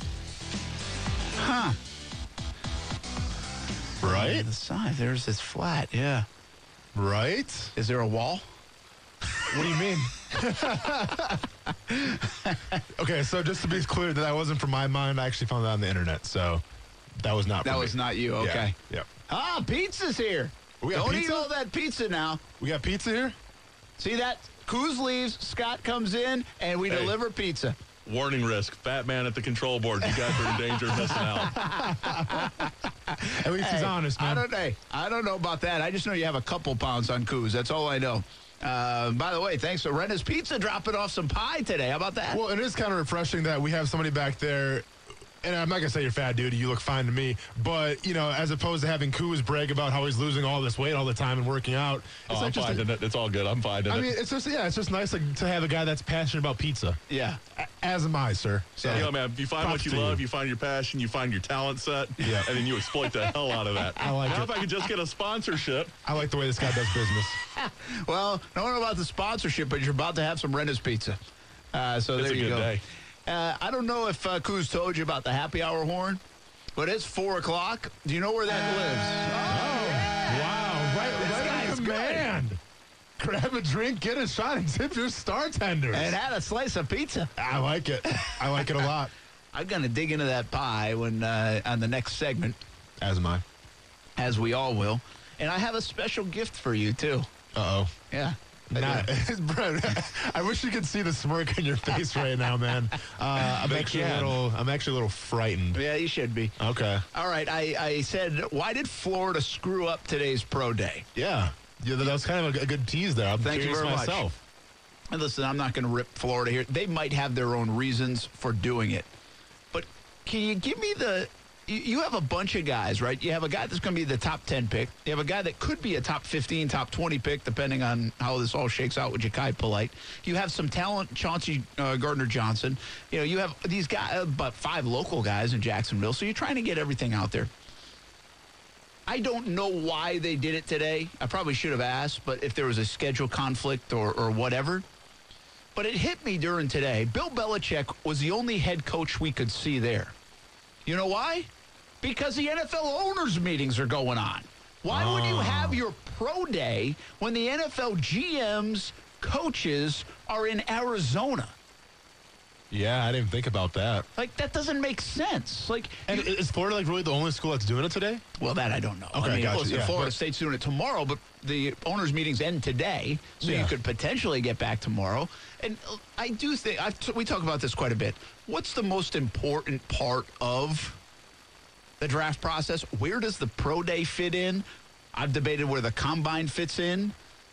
Where do the visits fit in? I mean, I think some of it is silly, to be quite honest. But it's still, if you want to give yourself the best showcase, and you want Doug Marrone there, and Sean Payton there, and Doug Peterson there, and Bill Belichick, and name your coach, John Gruden, you want them all there, well, you pick the day that they are all in Arizona. And again, Bill Belichick made it over, which means he said, you know what, I want to go over to Florida instead of be here. So I guess they all can make that choice, but you made it tougher on them. You know, usually those guys go in their own, they go in like a pod. You know, they all go out there. So if they all have some kind of responsibilities out there, and who knows, maybe Arizona's pro day is tomorrow, and they're staying out there. You can't go to all of them. But you would think, and the Jags had some representation there, scout-wise. But I still think, you know, for the Jags in Tallahassee and in Gainesville to have some representation right down the road, I think has some value. You know, I mean, heck, they've taken 4 Gators in the last 12 years in the first round. I mean, it's good to show the Jags in Gainesville watching Pro Day. It just hit me today, and I was like, that doesn't seem like a very smart move by the Gators to have the Pro Day during NFL owners' meetings. And it's good to show the Jaguars there, but it's good to show all the teams there, because let's be honest, this is a high-profile SEC school, and they had a lot of success last year, and they're always putting guys in the draft and whatnot. So from that perspective, and the fact that, you know, with Dan Mullen, I mean, he had a good, successful first year. You know, he's trying to do things his way. So there's kind of been a changing of the guard as well, a change of culture. So why wouldn't you want to have the most eyes on the Florida Pro Day as possible? You know, just trying to promote yourself as, you know, like the new and improved Florida Gators. So it is kind of baffling to me, the fact that they would schedule it during the owners and coaches meeting. Yeah, well, and listen, by the way, there could be multiple reasons why. I mean, they still have to work around their schedule, too. Gators have a scrimmage. We'll get into the Gators side of it a little bit later on in the program. They have a scrimmage tomorrow. It might have been this is the best day for all the agents and before the visits and after such and such. There could be a myriad of reasons why. It just on the surface, for me, said, wait a minute, like these guys can't even be here? Like we go to Gainesville, and there are plenty of people there, by the way. There are plenty of scouts, and there were some former Trey Burton actually was there with the Super Bowl ring on. And, you know, so you have enough folks there, and yet the scouts are the scouts. They can do this stuff too. But I do think, again, to me, it stood out about Bill Belichick. It's like, wait a minute, Belichick left there to come here for some reason. I think that's kind of interesting. That tells me something about Bill Belichick, that he wanted to be there. Now, he's always had a relationship with Florida, back with Urban Meyer especially, and then, of course, Mullen was on Meyer's staff, so indirectly they have this relationship.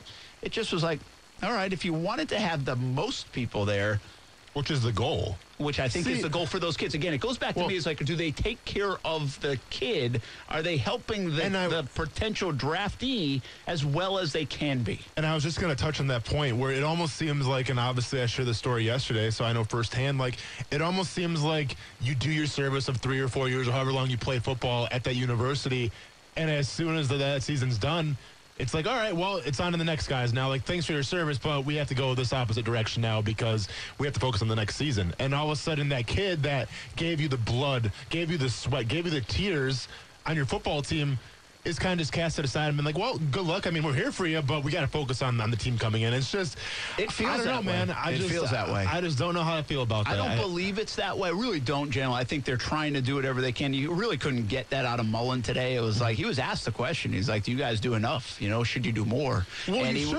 you should do more because, let's be honest, if those players succeed in the NFL, that's going to help your program out. Yes. So how wouldn't you do as much as possible? Because those guys succeeding at the next level are just as important as the recruits that you bring in. Hey, can you do me a favor and ring the bell? Wow, what's up? Because neighbor Jenny, said, you know what other school's pro day is today? Mississippi State. Mississippi State. Gotcha. There you go. Montez Sweat. Well, again, I think, right? Yeah, Montez Sweat, and actually a bunch of, Simmons. I assume he's doing the has program. got the injury. But that was interesting to talk to Mullen today about that, too. Because what's weird is the connection, okay? Mullen came in and he inherited these players. And he did a great job with these players. They had a great year. But they're not, it's kind of like, they're not his babies. The Mississippi State guys that are going to the NFL this year, he brought those guys in. Those are his babies. And don't misinterpret this, Gator fan. I'm not saying he has more loyalty right now to Mississippi State than he does to Florida, but I think naturally there's just not that special relationship with this group that's going out this year. You only had a year with them. And with those Mississippi State guys, he recruited those guys. He brought them into the program. He helped develop them, and now they're going. So he's got an interesting table at the draft because he's got Mississippi State guys and Florida guys to look at. But let's be honest, though. If Dan Mullen's sitting at a recruit's table this next year talking about, hey, we want you to come into Florida, say the kid's the right tackle. Well, we just had Juwan Taylor go to the NFL draft. He's going to name drop Juwan Taylor. Absolutely. Okay, so I get it. Maybe those aren't his babies or those aren't his kids, as you would say. But he's still going to promote them. He's going to claim them. He's going to claim them. Yeah. All I'm pointing out is, I'm going to point that's dangerous. People calling all the time. But what I'm just trying to point out, I do think there is a more special relationship with the most likely the players you brought into the program rather than the ones you inherited. I agree that's with just that. natural. Yes. And so I think that's Mullen's in an interesting spot. And again, it's going back to our conversation about a segment ago. If he didn't agree or advise, listen, everybody's got an ego, and we know these coaches have egos. If he didn't advise a guy like Ja'Kai Polite to leave early, and now he's dropping and not ready, and maybe Dan Mullen said, listen, you're not maybe mature enough. You're not ready for this, man. You should come back another year. I'm telling you, you'll be better off if you come back another year. And who knows if he said it? Mm-hmm. Because, again, it's tough for Polite. If he's a top 15 guy, why wouldn't you come out? But I think there's an essence of that. There's a sense of that, like, well, you didn't listen to me, so good luck, man. There's part of it. That just happens sometimes. Hey, we're going to go to the phones right now and break away from football, because we got a legend on the phone right now. I don't know if most people call him Gravedigger or Dennis Anderson, but I think he goes by both, and he joins the program on ESPN 690. Brent Martineau along with Austin Lane here on ESPN 690. I think you're on your way to Orlando. I'm not sure you made it there quite yet. How you doing, Dennis? I'm doing good, man. I am in Orlando. Good. Nice. You made it there. I know you got some promotional stuff. I think you were in the Jacksonville area earlier today, and obviously got the big World Finals coming up in May down in Orlando. Tell us a little bit about it. Yes, it's going to be it'll be the first time ever, to have the World Finals, and I know all the fans and the listeners out there when we talk Monster Jam and Monster Trucks. It's huge in Florida, and we hit all of the markets, here in Florida. But this will be the 20th World Finals. So to me, it's like a 20th anniversary of the World Finals, and it's happening right here in Orlando. And and my whole family's coming. The reigning world champ Adam Anderson for racing. The reigning world champ for freestyle is Ryan Anderson, and that's my middle son. So those guys have got their work cut out for them. This is a brand new competition as far as the 7. We're going to crown 7 champions, and that's the first time we've done it. Usually it's just 2 champions, a race champion and a freestyle champ. But they're making it bigger and badder here in Florida, and I am so glad that it's happening in Florida, because if it was going to be changed from Vegas to anywhere in the United States, this is the state it should have been in, and it is. Speaking of that, Dennis Anderson, Gravedigger, who now is retired, by the way, but I don't think you ever get away from the association of it because you built it up so well. Jacksonville loves Monster Jam. They love Gravedigger. Can you give us your experience over the years in Jacksonville and coming to, whether it's Everbank or now TIAA Bank, all the different names of the stadium, where they would pack the place? And even a couple years ago, it got so big that they decided to do a back-to-back night show, I believe it was.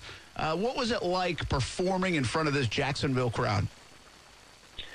It was, I'm going to tell you, it was truly an honor, and my family still does it But, the fans take it, man. So it's like it is like a big specialty outing for them once a year when Monster Jam comes. And if you ever rolled through underneath of how the overpass goes around behind it, they had tailgating parties all down through there. The fans were so loyal to us, and they still are. We just packing that place out, man. And I made so many friends, and, was turning my fans into friends, and they have just, they've just migrated over to my whole family of, Adam and Ryan and Kristen, my daughter too. But the fans and the impact of what Monster Jam and the fans pulled together in Jacksonville it was phenomenal. It was unbelievable. Hey, what's up, Dennis? This is Austin Lane here, man. Just first, let me say it's a huge honor to talk to you. I grew up watching you in the late 90s. I'm not trying to make you feel old or anything like that, but I grew up watching you, and now my 4-year-old son, his favorite truck is Gravedigger. So it's crazy how the Gravedigger name has gone on from generations to generations, being the most popular monster truck.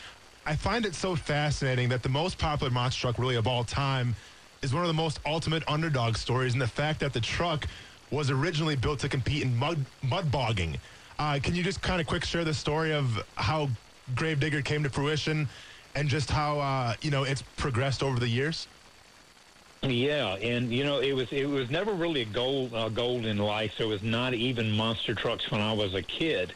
And the first one out there was Bigfoot, and he was the guy that I was after. But before I even started to chase that guy, I worked on a farm, a big farm operation with these really wealthy people, and one of the sons, his father owned the operation. He would always pick on me about my junked up old trucks and stuff like that because I was always working on them. And so I told him with a few choice words, we got into a mouth fight one morning. I said, Gary Todd, I'll take that junk and dig you a grave. And I took a can of spray paint and sprayed Gravedigger on the side of the doors, and I kicked his butt that Sunday in a local mud hole in front of everybody, and I've been the Gravedigger ever since. That's awesome. And it's crazy, too, because, you talk about monster trucks from the progression of it started out kind of just like as a sideshow attraction, and now you've seen what it's grown into. It's all across the country, sold out football stadiums and whatnot. Across the globe. I mean, did you ever imagine that monster truck driving would be this big, and where do you see it heading in the future? No, we never had a goal, man. I don't think none of us did back in the day. Like you said, we would do exhibitions at tractor pulls. We were the halftime act, and then it went from that to all of these competitions we were doing. And then I created the freestyle competition that people love. It's kind of the grand finale of the show. And then, it just, it evolved from that to now we have trained athletes that are in these trucks. We have Monster Jam University, and just in the last 5 years, just all the technical driving and the skilled driving has gone so far that it's still going. They're just elevating the game, and it's like, to me, it was like me watching guys on skateboards a long time ago when they had steel wheels. They didn't do nothing but pop them back and forth on the sidewalk. Yeah. And now look at what kids do with them. Well, now all of these, the young athletes that are coming up now, look at what we're doing with monster trucks, the moonwalks, the, balancing two-wheel wheelies and the cross threads and the backflips, all of the cool stuff, man. It's unbelievable, until you come there and you see it in person. And that's what I like about this World Finals, because they're bringing all of those tricks and all the cream of the crop, the athletes that are dominating out there right now, and they're going to pull them all together, and they're going to have a showdown, throwdown with all of them here in Orlando. That's awesome. It's coming up in May, so a short time away. And obviously Dennis Anderson, Gravedigger, doing a little promotion for that event. But here with us on ESPN 690, just talking about the sport and the evolution of Gravedigger, the biggest name, biggest star in this sport. And I got to believe you still at times get an itch to get behind the wheel. At least that's what I'm speculating. You seem to be staying in it because obviously you're still promoting it and you know how it's evolving. Do you ever think about getting back in? And could you do some of the things these guys do today? Yes, I could. I could do some of the things, and and I was in a pretty rough accident there a couple of years ago, and it kind of rushed me out of the seat which I'd been there for 35 years, and it happened on my 35th anniversary. Matter of fact, it happened there at Tampa, when I was here in Tampa in Florida. But and I haven't been back in a monster truck really getting down, throwing down. But I've drove out in the field, just feeling it out, testing some shocks and stuff like that. But yes, I do. I have the urge. I didn't think that after my accident. I said, "Hey, enough is enough. I'm good. I'm going to watch the kids go and grow at it." And but man, I have been craving it so bad the last, especially the last year. I'm ready to get out and burn it down one more time. So, Dennis, I think the reason why you became so popular, especially with me as a kid growing up, was the fact that you were always full throttle. Either you would go out for a jump and maybe you'd crash like in the first minute, or you would just put on the greatest performance of all time. So you always had like that full throttle approach to driving, which, granted, there's some drivers that still have that to this day. But my question is did you ever have any pressure from the sponsors and whatnot to maybe ease up a little bit, to maybe, make those runs last a little longer, as opposed to just going full throttle right off the bat? Well, not really. Some of the promoters would, like, man, please don't come out and fall on your face or, break a wheel off or crash in the first jump, because we're really, we're saving you for the grand finale. And they were putting the pressure on me. As far as sponsors went, there was really no big corporate sponsors, that was tagged to Gravedigger. The biggest sponsor that I had for Gravedigger was my fans. And they were the ones that I wasn't even worried about the sponsors, and I really wasn't worried about the promoters. I was worried about, disappointing my fans. Then they bought that ticket. They come to see, they want to come see Gravedigger burn it down, man. And I just wanted to make this thing, get it around the field long enough to thrill everybody. And that was where the pressure came from. Dennis Anderson, Gravedigger, with us here on ESPN 690. Okay, you're retired. What's retired life for you like? Are you super active? You chilling out, fishing, hunting? What are you doing? Absolutely none of that. Come on, man. That's what you're supposed to do. I retired to a bigger job, and that's just trying to keep everything going around my little compound there, my little empire that I've built, on the Outer Banks with Digger's Dungeon, Digger's Diner. Got a little ride truck park there. And I play in the mud. I've got a new up-and-coming son that's going to be in the monster truck business here pretty soon, and he's getting ready to turn 17. So I am playing in the mud with him just like I did all the other kids. And so I have a full-time retired job. That's awesome. I want you say kids, and that's what I think of when we talk to the Monster Jam drivers, monster truck drivers, and I think of that because I've been around the scene. I've done live shots on TV, or I've been to the event, and you see the kids. I've got a nephew that absolutely loves it. Austin just talked about his 4-year-old. I mean, what is it like to sit in that vehicle or get out of that vehicle and just see a 4-year-old, a 6-year-old, a 10-year-old's eyes just light up when they see you in that truck? It's very rewarding. I got to say that, and it's because of how we started and then where we kind of are finishing up. And when I say finishing, we'll never be finished, but of what it's grown to and evolved to. It all started, from the grassroots. It's a kids motorsport, something they can relate to because they're sitting there with a Gravedigger truck in their hand that they play with. And they get to talk to me, touch the truck, and do all of that, man. So it's, the kids, it's amazing that, I'm an older, big guy, that they come up to me like I'm Santa Claus. They love me, It's because of me playing with that truck. That's awesome. And I love it, man. And my truck has made me love kids.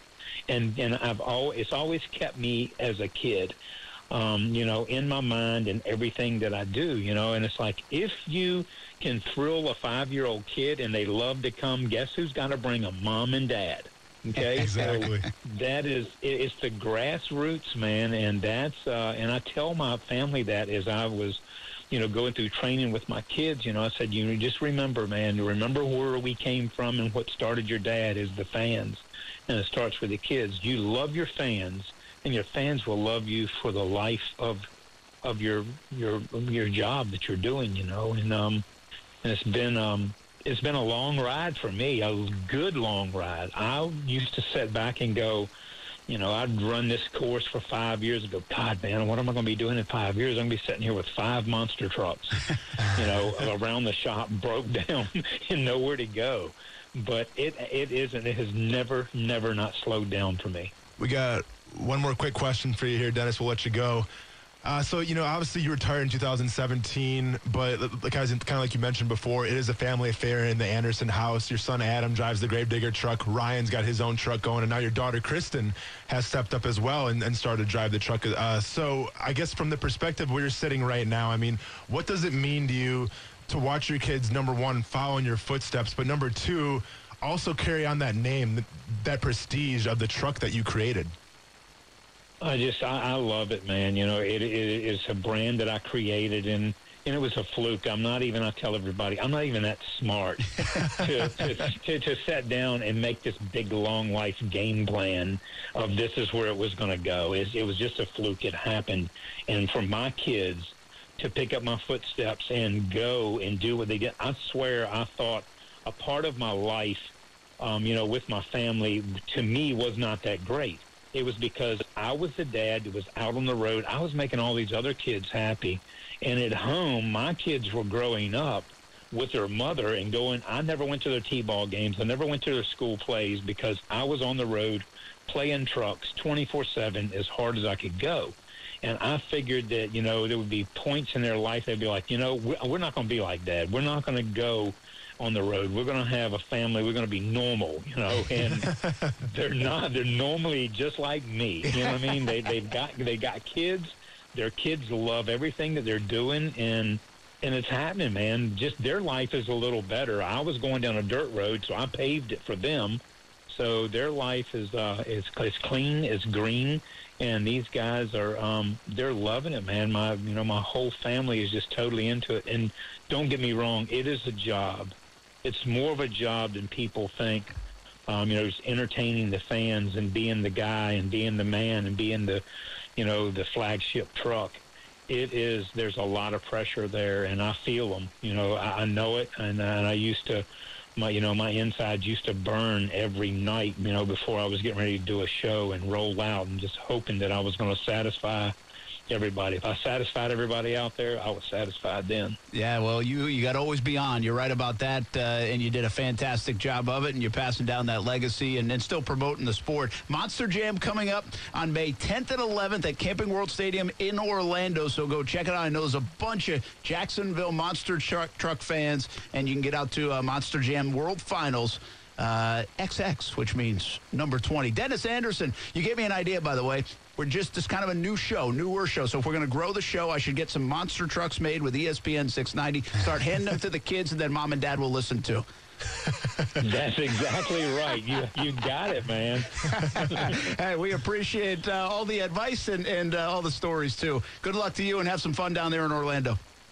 All right, man. Thank you, and thank all you listeners. I love you guys. I'll see you at the World Finals. Awesome. Thank you, Dennis Anderson, Gravedigger.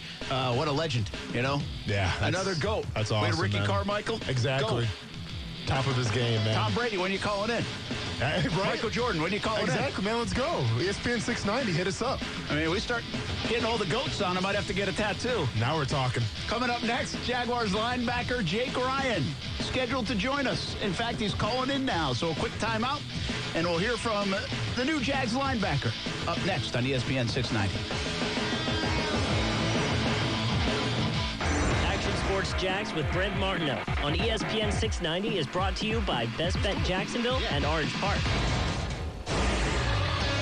ESPN 690 Sports Center Update. I'm Aaron, and it was just about a year ago that Adam Schefter filed this report. Jordy Nelson goes into Oakland today, and the Raiders wanted him so badly that they wouldn't let him out of the building, and they get a 2-year, $15 million deal done with Jordy Nelson. Well, it didn't take Jordy 2 years to figure out he was done with the game. The wide receiver calling it quits today after being released from the Raiders 2 weeks ago. Nelson spent his first decade in the league with the Green Bay Packers, where he caught 550 passes for almost 8,000 yards and 70 touchdowns. The American Alliance of Football is threatening to fold up the league if the NFL Players Association doesn't come to the table with some young talent for development. AAF majority owner Tom Dundon tells USA Today that a decision could come in the next 48 hours. Former future of the Jaguars, Blaine Gabbert, has landed a new gig. The Bucs just signed the quarterback to back up Jameis Winston for the upcoming season down in Tampa Bay. March Madness kicking back off tomorrow. Check on your bracket all afternoon right here at ESPN 690. The following message is sponsored by the Florida Department of Elder Affairs, the Florida Association of Broadcasters, and this radio station. Soon, it will be time to make important decisions about your Medicare prescription drug coverage. Shine counselors provide free, unbiased help in selecting a Medicare Part D or Advantage plan. If you have questions, Shine can guide you through the enrollment period ending December 15th. For more information or to volunteer, call 1-800-963-5337 or go to floridashine.org. Peace of mind. It's one of the most important things we have, and sometimes the most elusive. I'm Glenn Levine from the law offices of Anna John Levine. If you've been involved in an accident, call us at 904-600-4000 for a consultation. Office in Jacksonville. The best kept secret in tires is TireOutlet.com. Tire Outlet offers you wholesale prices with premium service. And most important, TireOutlet.com has always had a safety-first focus. With locations throughout the First Coast, check out TireOutlet.com today. Hey, everybody, this is Brent Martineau of Action Sports Jacks on ESPN 690. And if you're even thinking about taking a look at a new car, you need to go see my friends at the new Jenkins Hyundai of Jacksonville. If you haven't seen the new 2019 Hyundai Kona, head over to Jenkins Hyundai of Jacksonville on Atlantic Boulevard and take it for a test drive. The 2019 Hyundai Kona was named the North American Utility Vehicle of the Year. It has enough room for the family, but it's not too big. It really is the ideal crossover vehicle. If you don't need something as big as a crossover or full-sized SUV, check out the new 2019 Hyundai Elantra sedan. It's a very slick car, and it starts at only $17,985. The manufacturer also offers $2,000 cash back on select 2019 Hyundai Elantras. But the offer is only valid through April 1st. The Hyundai you want, the service you deserve, all with a 7-day money-back guarantee. Schedule a test drive at Jenkins Hyundai of Jacksonville.com and make sure you tell them Brent Martineau sent you. Shop now and save on these items and more. On sale now at your neighborhood Ace. 100% cypress mulch or red mulch. Your choice in 2 cubic foot bags, now 4 bags for $9. Shop Ace for proven winners. Gorgeous Blew My Mind flowers, just $4.99 in the 1-gallon size. Roundup ready-to-use weed and grass killer 3 with pump and go sprayer, now just $19.99, including a free refill. Find more great deals and the location nearest you at jacksace.com. Sale ends March 31st.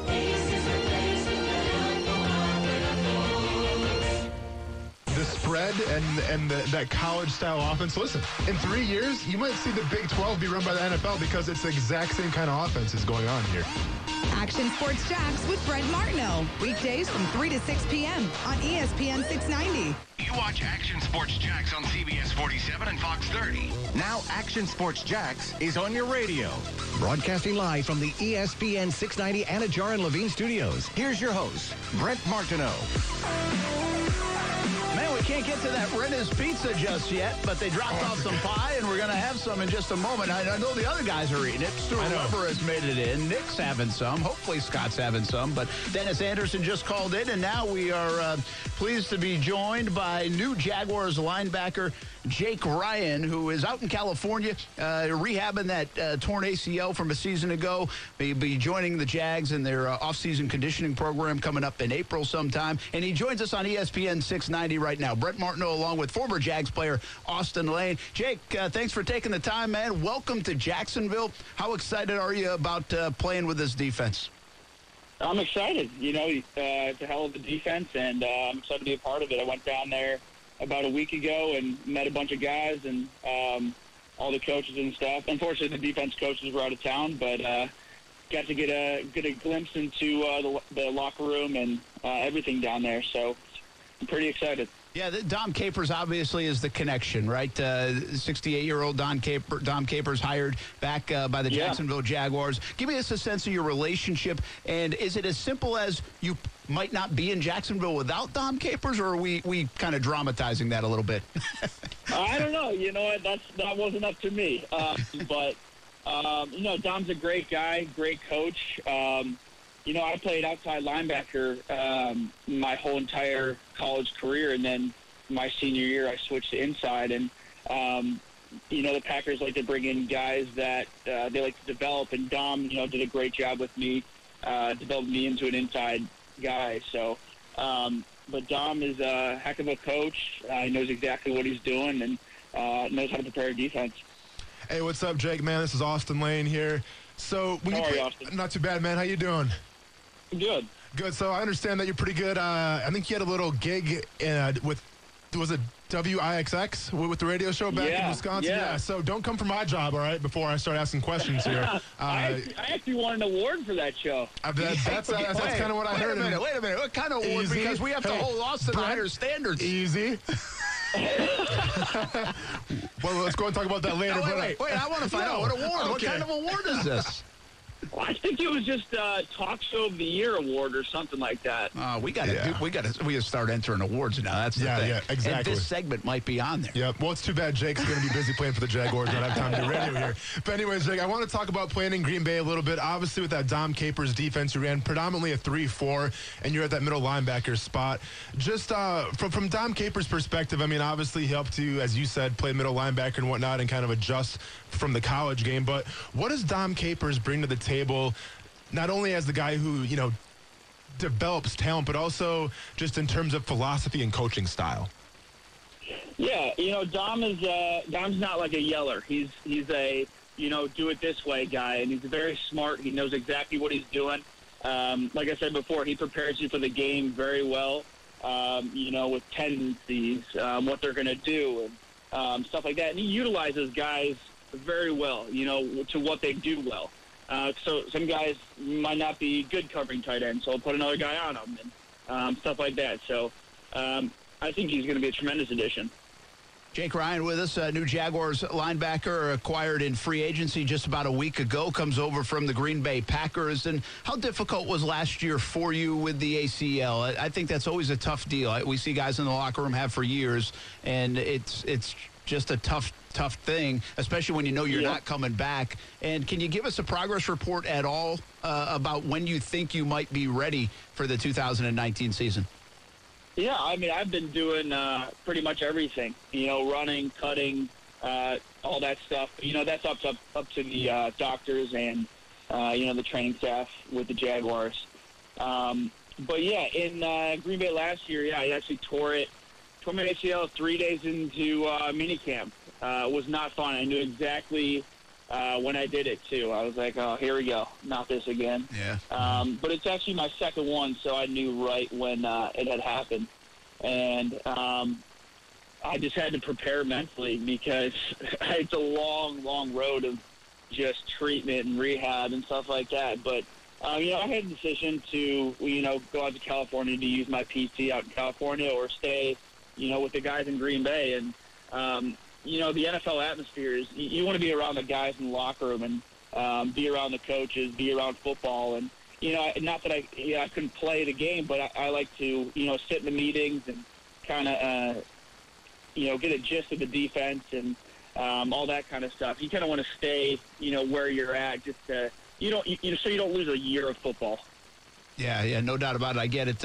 Eddie, because you've done this before, are you more cautious on how long you maybe take to come back, or something else you might have done in the rehab process? Is there anything that you, I guess, learned from the first time around that you took with you here? Honestly, just be patient with it. My first time, I kind of, it's college, so you want to get back as fast as you can, and sometimes that's not the best. And, I came back from my first ACL after 7 months and started playing in games.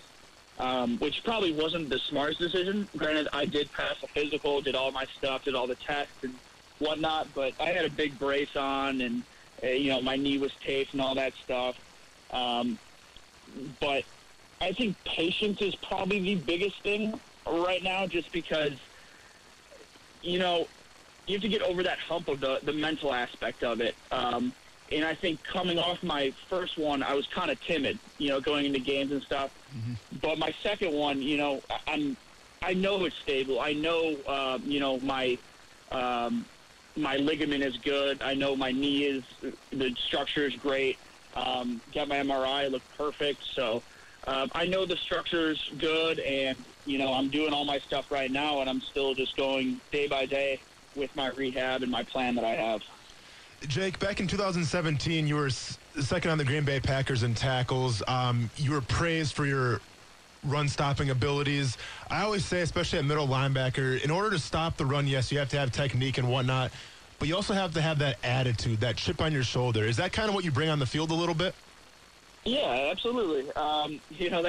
That's the fun in being an inside linebacker. You get to hit some people, and you get to go against 325-pound linemen coming straight downhill. So, but yeah, I would say that's probably the strength of my game is my, the run stopping. But I think you also have to have vision of, what's coming in and vision of the whole entire field of maybe if there's a tight end off the ball and he's coming back and stuff like that. So there's a lot that goes into it. Well, and like you said, I mean, you're known more as a run-stopping linebacker, but does that kind of drive you crazy for the fact that, I mean, are you trying to improve in the pass coverage as well so you can be a complete inside linebacker? Because I feel like as a player, you kind of want to be an all-around player, correct? Of course, and that's what it is in the NFL. Yeah. I mean, you're not going to get very far if you can't cover the pass, and but that's one thing I've been trying to improve on my game is covering the pass, and my strength. I think when I was with Dom was covering the tight end and doing stuff like that. So I just want to keep on moving forward with that. Jake Ryan with us, new Jaguars linebacker, comes over from Green Bay, former Michigan Wolverine as well, and coming off ACL injury and hopefully be ready to go in 2019 to really contribute to this fantastic defense. It's funny, we were going to have you on. I started thinking about it. Like Mike Peterson, good linebacker for the Jags. Darryl Smith, underrated, fantastic linebacker for the Jags. And obviously Paul Buzlesny. I mean, this team has had some really good linebackers over the years. And now Miles Jack and Telvin Smith. Telvin Smith coming off a Pro Bowl a couple years ago. Miles Jack, Coach Marone just said it at the owners' meetings this week, said he can do every position he can excel at. So it brings me to kind of like, I don't think it's the elephant in the room. It's really the curiosity we have is, how are you guys going to all fit together? I know you haven't got in there yet, and I know you haven't even been on the field together, but it seems like you're versatile because you can play the strong side and the middle. Miles has obviously played both, and I think he could even excel on the weak side. Telvin's probably penciled in on the weak side from a versatility standpoint. Can you find the field with all three of you guys enough and keep all of you happy? Hey, I'm hoping that's the situation. But I'm not here to give anything away and all that stuff. I'm just trying to come in and help out as much as I can. I missed a whole year of football, and I just want to come play the game again and get in there and help. And if it's on some of the special teams, then why not? But would love to get on there on defense and help the crew out, honestly. Yeah. When you decide to come over here, do you watch tape on those guys? Have you already watched tape on those guys? Do you know a lot about their games and even this defense in general? Maybe the guys that are playing in front of you, Marcel Darius or Yannick Ngakoue, Calais Campbell. How much homework do you do when you're a free agent and making a decision? I mean, honestly, you watch film on every single team during the season. Even when you're bored, you're just watching film on, comparing yourself to guys to see what they're doing and what you can do better. I'm watching that. It's a tremendous defense. I think we have the most talent in the league, honestly. And the linebacker core is fantastic, and they know exactly what they're doing, and they're athletic guys. So, like I said, I just want to come in and contribute and try to help them out as much as I can. Jake Ryan, new Jaguars linebacker with us. All right, I got to ask you the question from your Green Bay time. I mean, Green Bay is a magical place in the NFL and Lambeau. And just give us a sense. People in Jacksonville, I've never been there. And I'm sure there's a lot of people listening that have never been there and others that have and know all about it. But we read all about it. We see it. Two things. Lambeau Field, what is it like playing for that franchise and in that stadium? And two, how good is Aaron Rodgers? Lambeau, like you said, Lambeau's a magical place. It's one of a kind. And to get the full experience, you need to go in December. That's a fact. And I tell that to everyone. Everyone's like, "Oh, I don't want to go to a game in the cold. Like I want to do it in the summer." I'm like, "No, you got to get the full experience. You got to go in December." But it's like you said, it's a magical place and. Just filled with tradition. Tons of guys have run through that tunnel, come out of that tunnel, and the locker room's special. It's just a special place. As far as Aaron Rodgers, Going against him in practice was hell. He will look you off for about 10 seconds one way and then throw a 10-yard in the opposite direction.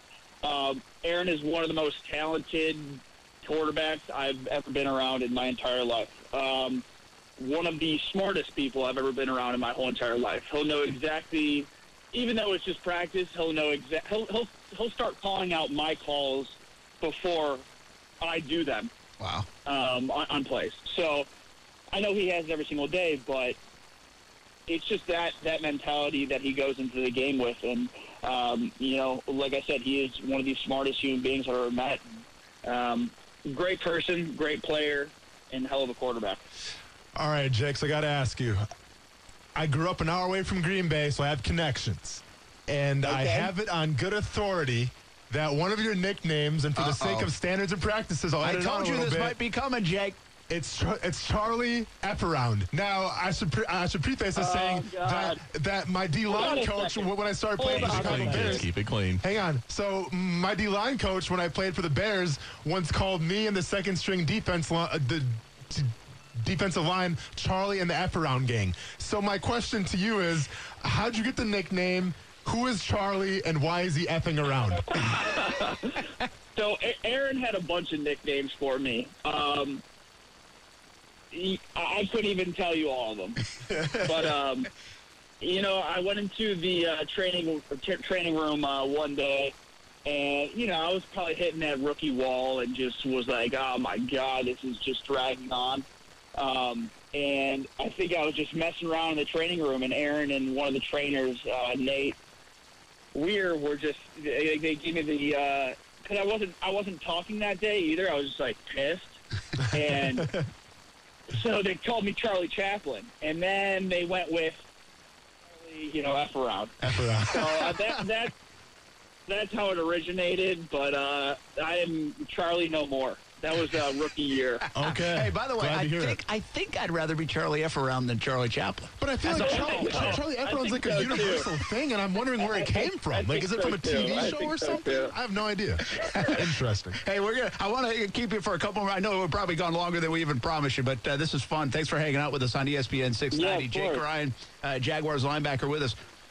So you do photography. Middle linebacker and photography doesn't seem to add up to me.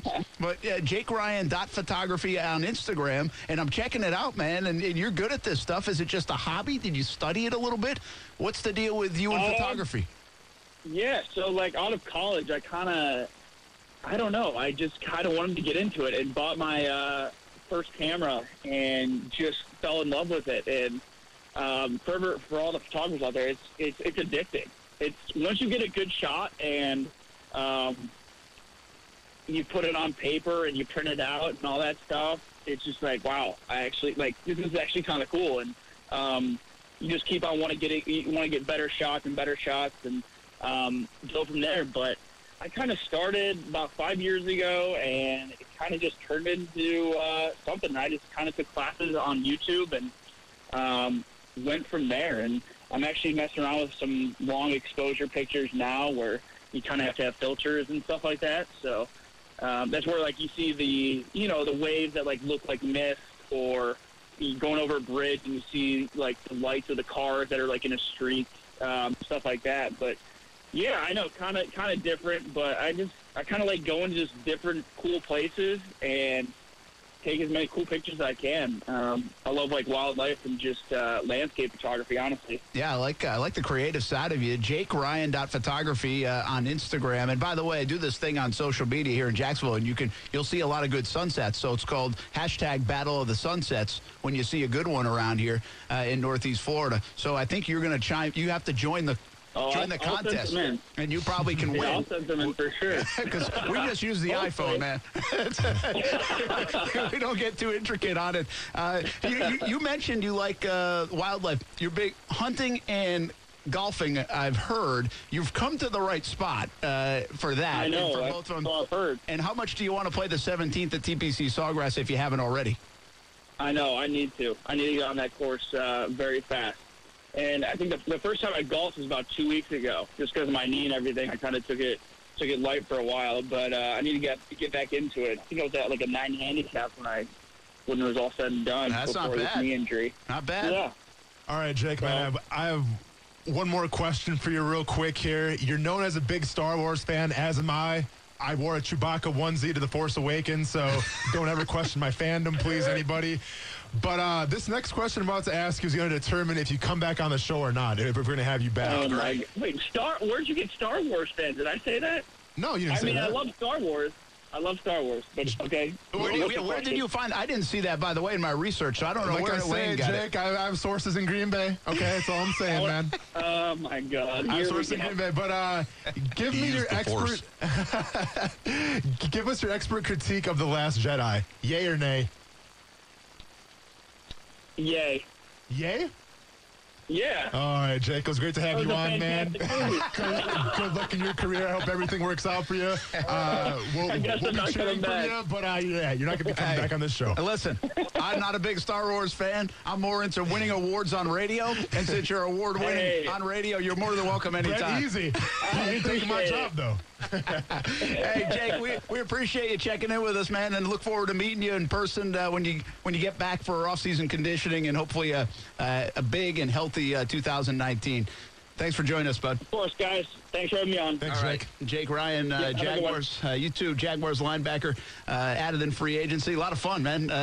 He's kind of a cool cat, right? No, he's a really cool cat. Up until the Star Wars part. Yeah, well, he was a fan of The Last Jedi, and unfortunately, I can't co-sign on that. So it was great having him on. He won't be on the show again as long as I'm working here. So I hope he has a great career. We'll see. Hey, you can go to the movies with someone else. I'm going to play golf with Jake. All right, fair enough. We're going out to the stadium course, and we're playing the 17th. But hey, that's fun. I always enjoy this part of it. You know, I think that's fun part about free agency is learning some of these players. Mm-hmm. You know, again, we never pretend to know the players like, oh, yeah, I know that guy. Exactly. I mean, we spend time with these guys in the locker room maybe and on away trips, and you get to know them if they're around a while, and you kind of feel like you know them. But when the new guys come in, you kind of wonder how they'll fit. And it's a puzzle piece, man. It's just as much a part of it, right? Personality-wise, hunger-wise, how much they care about the game. We've heard the execs and the bosses say that down there at Jags headquarters many a times. Sounds like he's one of them. It sounds like that's going to be an easy fit inside that linebacker room, inside this defense, and you just hope he stays healthy. Yeah, great personality. You know, I mean, the reason I got so much information about him because I had some friends that work with the Green Bay Packers in terms of like broadcasting and the radio and stuff. So I kind of reached out to them knowing that Jake was going to come on today and just say, hey, do you guys have any, good things I can ask him? And obviously, they provide me some information. So from that perspective, yeah, great personality. And it's kind of like he touched on the fact that he's kind of like a throwback middle linebacker in the fact that he plays with intensity because it's like I said before, where I feel like playing in coverage and stuff, that's more of, I don't want to say finesse, but it's more of just, it's the coaching and it's using your tools and whatnot. But stopping the run, especially at middle linebacker, it's all about attitude. It's all about want to. And I think Jake Ryan has that in spades, obviously, because that was his big thing in Green Bay. So I think if he can get the other piece of it where, going into coverage, covering that tight end, maybe a running back every once in a while, I think the Jacksonville Jaguars might have got a special linebacker. Yeah, it'll be good and adds to a roster. It was something. Mike P., right? Darryl Smith, Paul Pusley. I don't think it's a celebrated position in Jacksonville, but if you start looking back at recent memory, got some really good players at the linebacker spot. And this, again, nobody doubts how the duo is talented here, Telvin Smith and Miles Jack. The depth has always been lacking a little bit, and it's hard to get depth at the linebacker position. They're mostly special teams guys, but add Jake Ryan in, a healthy Jake Ryan, and you like what you see on that linebacking core. And you know what they're adding to with Jake Ryan? They're adding competition. Yeah, that's very true. That's what you want. And versatility. Again, guys can play in multiple positions. Hey, when we come back, we go back to Gainesville, and we will hear from C.C. Jefferson on Jawan Taylor. You want to hear what he had to say about him. I think you're going to like it, and you might want the Jags to pick him 7th because of it. It's next on ESPN 690. 311 and Dirty Heads just announced they're coming back to Jacksonville this summer on August 4th. Go to the contest page on ESPN690.com now and enter for your chance to win a pair of tickets to the show at Daly's Place. 311 and Dirty Heads with ESPN 690.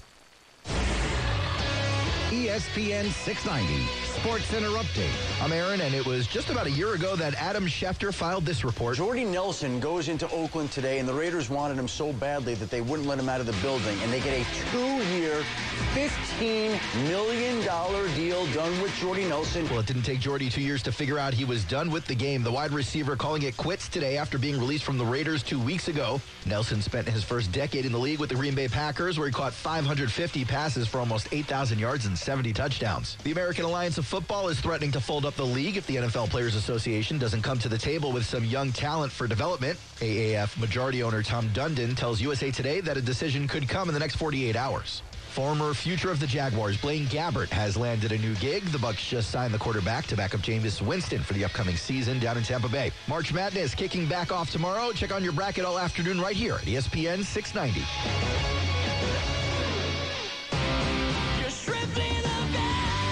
Baseball is back. Jumbo Shrimp Baseball presented by Community First with tickets starting at just $5. Opening weekend is April 4th through the 8th. Don't miss opening day presented by Firehouse Subs and Rimrock Devlin with free magnet schedules courtesy of Crawford Electric and post-game fireworks. Tickets on sale now. Call 358-2846 or jackshrimp.com. Affordable family fun.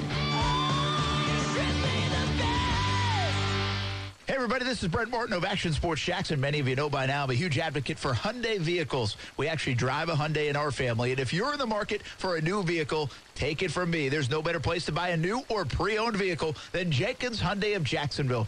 The car buying experience should be smooth and seamless, and that's the experience you'll get from my friends at Jenkins Hyundai of Jacksonville. Take a look at their specials and incentives at JenkinsHyundaiofJacksonville.com.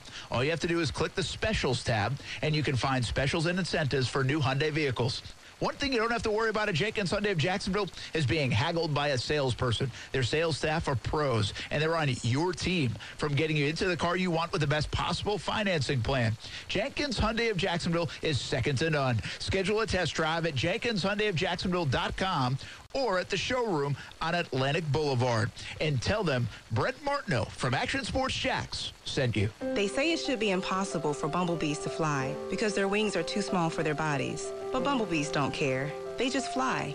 Bright Expectations is dedicated to helping our Florida residents with special needs and unique abilities find the resources, support, and inspiration that they and their families need to break barriers and achieve their dreams. Visit www.brightexpectations.com to start your journey today. This message is sponsored by the Florida Department of Health, the Florida Association of Broadcasters, and this radio station. 100 years of hard work can take you far. And no one knows that better than Goodyear. In 1918, we started the Akron Wingfoots basketball team, laced up and took to the court. And we've been outperforming the rest ever since. Goodyear proudly celebrates our 100th anniversary in basketball and our relentless dedication to being unstoppable. Goodyear, more driven. Calling all contractors, announcing the Ferguson and Ram Commercial Ultimate Van Giveaway. We're handing over the keys to a Ram Commercial ProMaster van stacked so high with brand name tools, you'll be glad you've got that 76 inches of cargo height. We'll even brand it for you, so there'll be no doubt who's riding in style. Worth over 100,000 big ones. Enter at Ferguson.com/Ram Van Giveaway. Hear that? That's opportunity hunting. No purchase necessary. For official rules and eligibility details, visit Ferguson.com/Ram Van Giveaway. Broadcasting live from the ESPN 690 Anna Jar and Levine studios. Anna Jar and Levine Accident Attorneys. Call 904-600-4000. That's 904-600-4000. ESPN 690. Jacksonville's home for ESPN Radio. WOKV Jacksonville. Listen live everywhere you go on ESPN690.com. ESPN 690, a Cox Media Group station. Broadcasting live from the ESPN 690 Anna Jar and Levine studios. Anna Jar and Levine Accident Attorneys. Call 904-600-4000. That's 904-600-4000. ESPN 690. Jacksonville's home for ESPN Radio. I'm Doug Brown. After 11 years in the NFL, the first 10 with the Packers, wideout Jordy Nelson is retiring. Nelson was cut by the Raiders 2 weeks ago. He played on the Super Bowl 45 championship team in Green Bay. After a controversial non-call in the NFC Championship game, pass interference penalties will be reviewable next season on a one-year trial basis. ESPN's Teddy Bruschi. They had to do something so that could never happen again, because that was something that, everyone was right in terms of having the outrage about that call that flag should have been thrown. Teddy Bruschi on Golic and Wingo. Indians shortstop Francisco Lindor was already planning to start the season on the injured list with a right calf strain. Now he'll be out indefinitely with an acute ankle sprain as well. Virginia Tech plays Duke tomorrow night in the NCAA tournament. Hokies senior Ty Outlaw facing marijuana possession charges. No word on his status for tomorrow's game. Nate Oates is the new basketball coach at Alabama. He's been the coach at Buffalo for the last 4 years. Great news. There's a quick way you could save money. Switch to Geico. Geico could help you get great coverage at a great price. And it only takes 15 minutes to see if you could save 15% or more on car insurance. Go to geico.com today and see how much you could save. You watch Action Sports Jax on CBS 47 and Fox 30. Now Action Sports Jax is on your radio. Broadcasting live from the ESPN 690 Anajar and Levine studios. Here's your host, Brent Martineau. So I'm watching my wife is texting me because Ty is playing his first golf match ever. Middle school golf match happening. So he's out there messing around.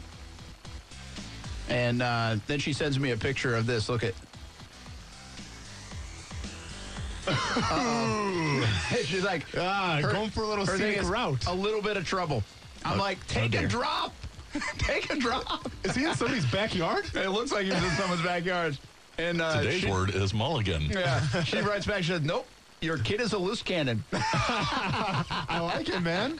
I got a feeling this one's going to turn into a lofty score. There's nothing wrong with that little full throttle. I think Dad's going to have to play a little psychiatrist tonight. Work for Gravedigger, man. He's a loose cannon. Might just have to play another round with you and regain his confidence. Very well now we're said. talking. Hey, thanks to Renna's Pizza for stopping by and brought some pie. And they actually brought a special gift for you, Austin Lane. Oh, what do we got here? I feel like Stuart might have spoiled it, but what do we got? You're welcome. Yeah.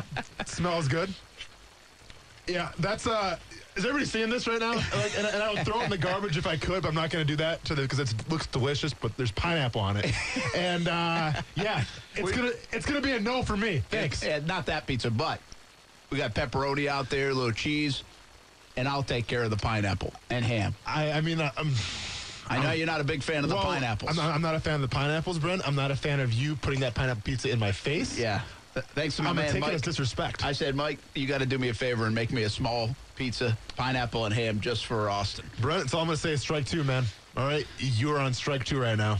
Thin ice, sir. He's a good two-strike hitter. Fantastic two-strike hitter. Well, you're behind the count. And you've got no curveball. I'm just saying, you're behind in the count right now. Yeah. First day on the board, and I walked into a baseball fight. That's it. He'll foul a bunch off. Yeah.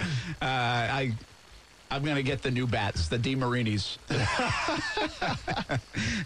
You can have one of the old wood bats or something like that. But, yeah, seriously, thanks to Renna's Pizza. There was some pepperoni, by the way, and cheese, and I think another margarita pizza. Margarita. I'm supposed to go wrestle tonight. I got wrestling practice. Dude, you burn it off. Well, yeah. I'm supposed to be on a Brent, diet, trust too. me, I'm not worried about burning it off. I'm worried about sitting in my stomach when I'm wrestling and throwing up all over the place. No, you won't. It won't happen. You're the ice man. And by the way, you know exactly what's going on. It tastes so good that it's worth it.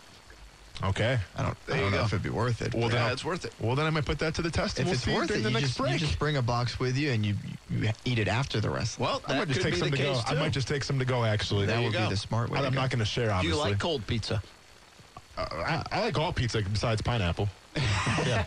Well said. I do like I like cold pizza.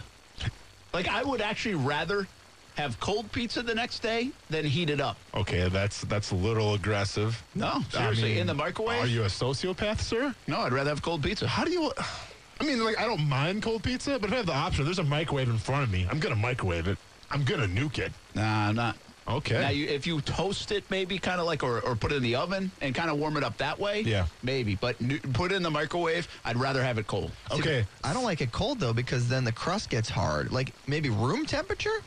That's fine if you want. I'm just saying I do not mind, and I will eat and unapologetically eat cold pizza. Even the crust? Sponsorship aside, obviously, Renna's Pizzas, top pizza in Jacksonville. Well, I'd rather have Renna's Pizza hot I'm saying, like it is now. But I'm saying the best pizza you ever had, besides the pizza that we're eating right now, where would it be? probably back home in Rhode Island, or New York. And this is New York style pizza at Yes, Rennes. it is. So, but actually, you know what? You know the New York pizza that you try, like they're open till like 3 in the morning. Mm-hmm. Severely overrated. Well, I think it's like a bar close kind of pizza where you don't really pay attention to the flavor because your hands I'm talking about like the stomach. shops. We've been in them after we get off at midnight or whatever. There's one right by my girlfriend's apartment, which I sampled this last trip up there. $1 slices, and you get it in like 30 seconds. It's a beautiful thing. I mean, you can't go wrong with that. But it's not going to be like the best pizza you've ever eaten. No, but it was $1. So, in New York City. That's tremendous. Yeah. Price, quality, service, pick one. Yeah, we had a place. Exactly. Can't have it all. We had a place, at home, there's a place called Tommy's Pizza. And like Caserta's Pizza. Those are big ones in Rhode Island growing up. And I think pizza is a little bit like that. It's kind of like where you grew up and what around. But I'm not really that picky. What I don't like, honestly, I'm really not a big fan of anymore. Deep dish? No, is just the chain pizza. Like Pizza Hut and Domino's and all that? Yeah, I didn't want to mention them all, but thanks. Well, just in case they were going to sponsor you or something. Dude, I'm a big Pizza Hut guy, man, so I'm going to promote them all day. You're backpedaling. Okay. But no, seriously, I don't eat that pizza that much anymore. Okay. I'd rather get it. I mean, from Rennes. or, yeah.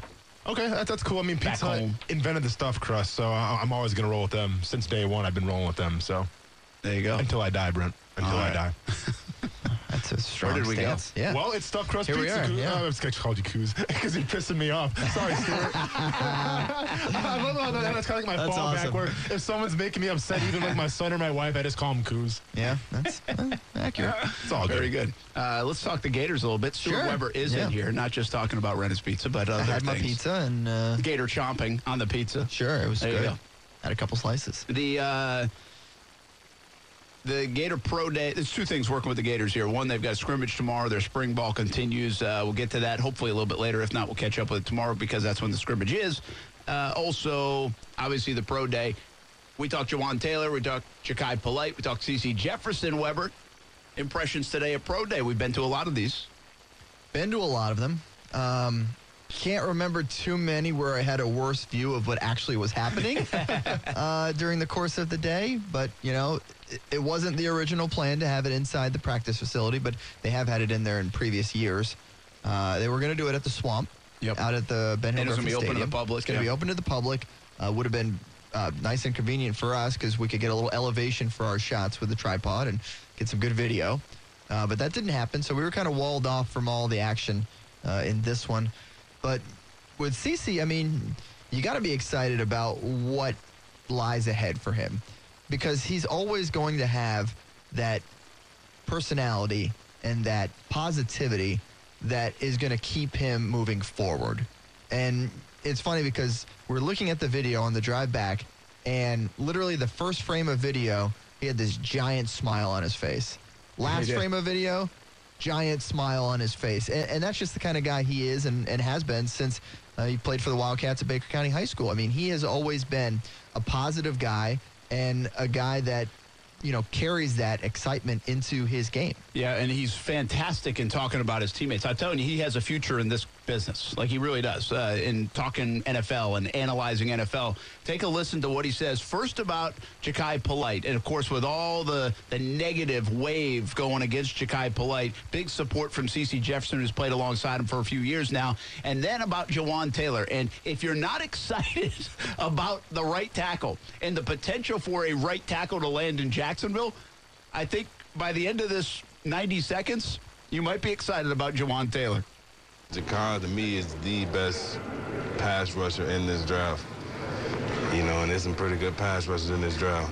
But the things that he do, man, the way that he's able to twerk his body, his get off, the way he's low, his arsenal of moves, man, it's just something that you see like every 15 years. He's one of those guys that's extremely rare. Guys like him don't come around that often. So to have the chance, to watch him work and practice, hang out with him, he's one of my best friends. To hang out with him, watch him practice, and then to see it to translate in the games, I'm extremely proud of him, man, and he's one of the most hardest working guys I know. So. CC, you're good at the scouting report stuff, so give us one on Jawan Taylor. It looks like he could end up in Jacksonville. Well, did Jacksonville have the number 1 pick? Because that's where he needs to go. Man, but that's a grown man. That's a grown man. That's the only guy I almost broke my wrist with when I punched. Like, his chest is like steel, man. And how much does he weigh? 315 pounds? Did you see him with his shirt off? He got a 12-pack, man. Like, come on now, this guy was made in the lab. But hard-working guy, coachable. You're never going to have to worry about him with off-the-field issues. You know, he's always going to be on time, going to be accountable, and he's a great leader, man. He's not the rah-rah guy, but he's a guy that's going to lead by example. He does everything right, and he just works hard every day, man. And I enjoyed playing with him instead of playing against him, you know, because he would have gave me a hard time. That's C.C. Jefferson from Baker County, Florida Gator, looking to make it to the NFL. But I tell you what, if he doesn't, if the football thing fizzles out, he's got a job as an analyst somewhere. I mean, I thought he was tremendous. Obviously, those were his guys. Sure. But I still think he gave you some really good insight from a football standpoint on why. I tell you, I thought we got done talking to C.C. Jefferson, and I was like, well, he was way better than Dan Mullen was on those guys today. I mean, Mullen, you're asking why this guy's going to be so good in the NFL. He's like, well, he didn't really say much. I mean, C.C. Jefferson nailed it from a pass rushing standpoint on Ja'Kai Polite, and then I think he gave you some personality traits with Jawan Taylor there, and gave you a little bit more of an excitement level if the Jags do land a guy like this. Again, I get it. It's got the Gator goggles attached to it, but I thought it was pretty good insight from CC. You get excited about it? Yeah, I mean, absolutely. Yeah. I was going to say either he could be an analyst or he could be a promoter because he did a great job of promoting. I mean, the thing that I heard was obviously the hand balance coming from Taylor, which is something that it doesn't get talked about a lot when you're talking about scouts. Yeah, what does it mean? I mean, basically, so listen, in the trenches, I mean, plays happen in a split of a second. And your punch and your hand balance dictates exactly, just how much explosiveness you have, how much you can knock the guy back, because it's all about the hand balance. I mean, granted, it helps to have a good lower body and you got to be strong and whatnot, but that initial pop, that initial hand balance, that's what's going to set you apart from everybody else. So if he's talking about that, and I'm not sure if he was told to say that, but if he's talking about that already, that's a good sign because that's not something that, gets revealed that scouts is looking at. But hand balance is super important on the defensive and offenve line. Interestingly First enough. time I ever heard that was a thing. Yeah. Well, that, again, I mean, you're talking inside those trenches. Sure. I think it's without the ball. You don't see that stuff. And I'll say it over and over. And I'm not afraid to say it. I just don't think people know what good and bad is in the trenches from unless they see a guy get a sack or unless they see a guy just whiff and give up a sack. It's really hard to tell. And again, I know what you're saying out there. I can see it. I know it. Well, if you played the position, maybe you know a little bit more about it. I'm talking casual fan has really no idea if a guy's good in the trenches or not. So, for instance, and I probably should have broke this down during the combine, just it kind of came to me right now, but there's a drill that, and I'm sure you guys saw it at the combine for defensive linemen. I think even offensive linemen did it, where basically you kind of stand with your feet straddled apart and you punch down, then you punch up, you straddle down the line. So when you see that drill, one would think, well, you want to do that drill as fast as possible because, you punch down, punch up, punch down, punch up, go down the line. I think it's like 10 yards. You go down and you go back, and you're staying horizontal the whole time. Well, that's not actually the truth. What coaches are watching for, what scouts are watching for, they're watching for your punch. So they're not watching for how fast you can finish the drill. They could care less about that because who really cares about how fast you can finish a drill where you punch down, punch up? That's not important. What's important is the hand balance. So that's what they look for is hand balance in tight spaces. Pretty good stuff. There you go. There's your scouting report today. That's really why you're here. I know. I understand. Yeah, good job. And here I thought we want to talk wrestling and MMA, but it's just about the combine drills. We got some Monster Jam in today. We did get some Monster Jam in. Dude, I was excited for that interview. Did you tell? I love it. I love when you get excited. That was my childhood right there. You got excited about Ricky Carmichael, excited about Dennis Anderson. I like that. I mean, I'm excited too, but I could tell you were excited. I was jacked. That's pretty good. When we come back, how about a little ballin' and fallin' quick? We got to get to stay in your lane, and I'm going to eat some pineapple pizza, and I also need a social media break. More on that on ESPN 690 next. Action Sports Jacks with Brent Martineau on ESPN 690 is brought to you by Best Bet Jacksonville and Orange Park. If trouble finds you, you want a board-certified expert in civil trial to help. Call the law offices of John Phillips at 904 444-4444. John will be by your side as an advocate and as a friend. When things go wrong, you need help to make it right. So give John a call. Personal injury, family, and criminal law. The number is 904-444-4444 or visit floridajustice.com. There are many challenges facing small business owners, from financing your operation to hiring the right people. Where can you go to find possible solutions? The Jacksonville chapter of SCORE offers workshops on various topics relevant to running a small business. Subject matter experts lead these workshops, most of which are free or at a nominal cost. If you're interested in attending any of the 120 workshops being held this year, go to the Take a Workshop tab found on our website, jacksonville.score.org. Hey, everybody, this is Brent Martineau. If you've received a letter from the IRS and can't pay them, things can get bad quickly. The IRS can seize your bank account, garnish your wages, and place liens against everything you own. If this is you, contact J. David Tax Law, a local firm right here in Jacksonville. Your first step to stop IRS harassment is a no-cost consultation. They explain exactly your options and how they will resolve your tax issue. Only highly experienced tax attorneys will represent you, and fee payment plans are affordable for everyone. Get the protection you deserve. Peace of mind is only a click or phone call away. The fastest way to get started is to call 904-507-4777. 904-507-4777. Or online at jdavidtaxlaw.com. The number again, 904-507-4777. Or online at jdavidtaxlaw.com. None of y'all have answered this question. If everybody has to flow the straight and narrow, what's your job? If that's what you need to do in order to do your job, it absolutely drives me nuts. The Stephen A. Smith Show, weekdays from 1 to 3 p.m. on ESPN 690. Hey, this is Dennis Anderson, the driver of Gravedigger, the baddest monster truck in the land. You're listening to Action Sports Jacks on ESPN 690. You know what? You're right. It's better than Coos. Way better than Coos. I mean, the guys were still on the show. Coming.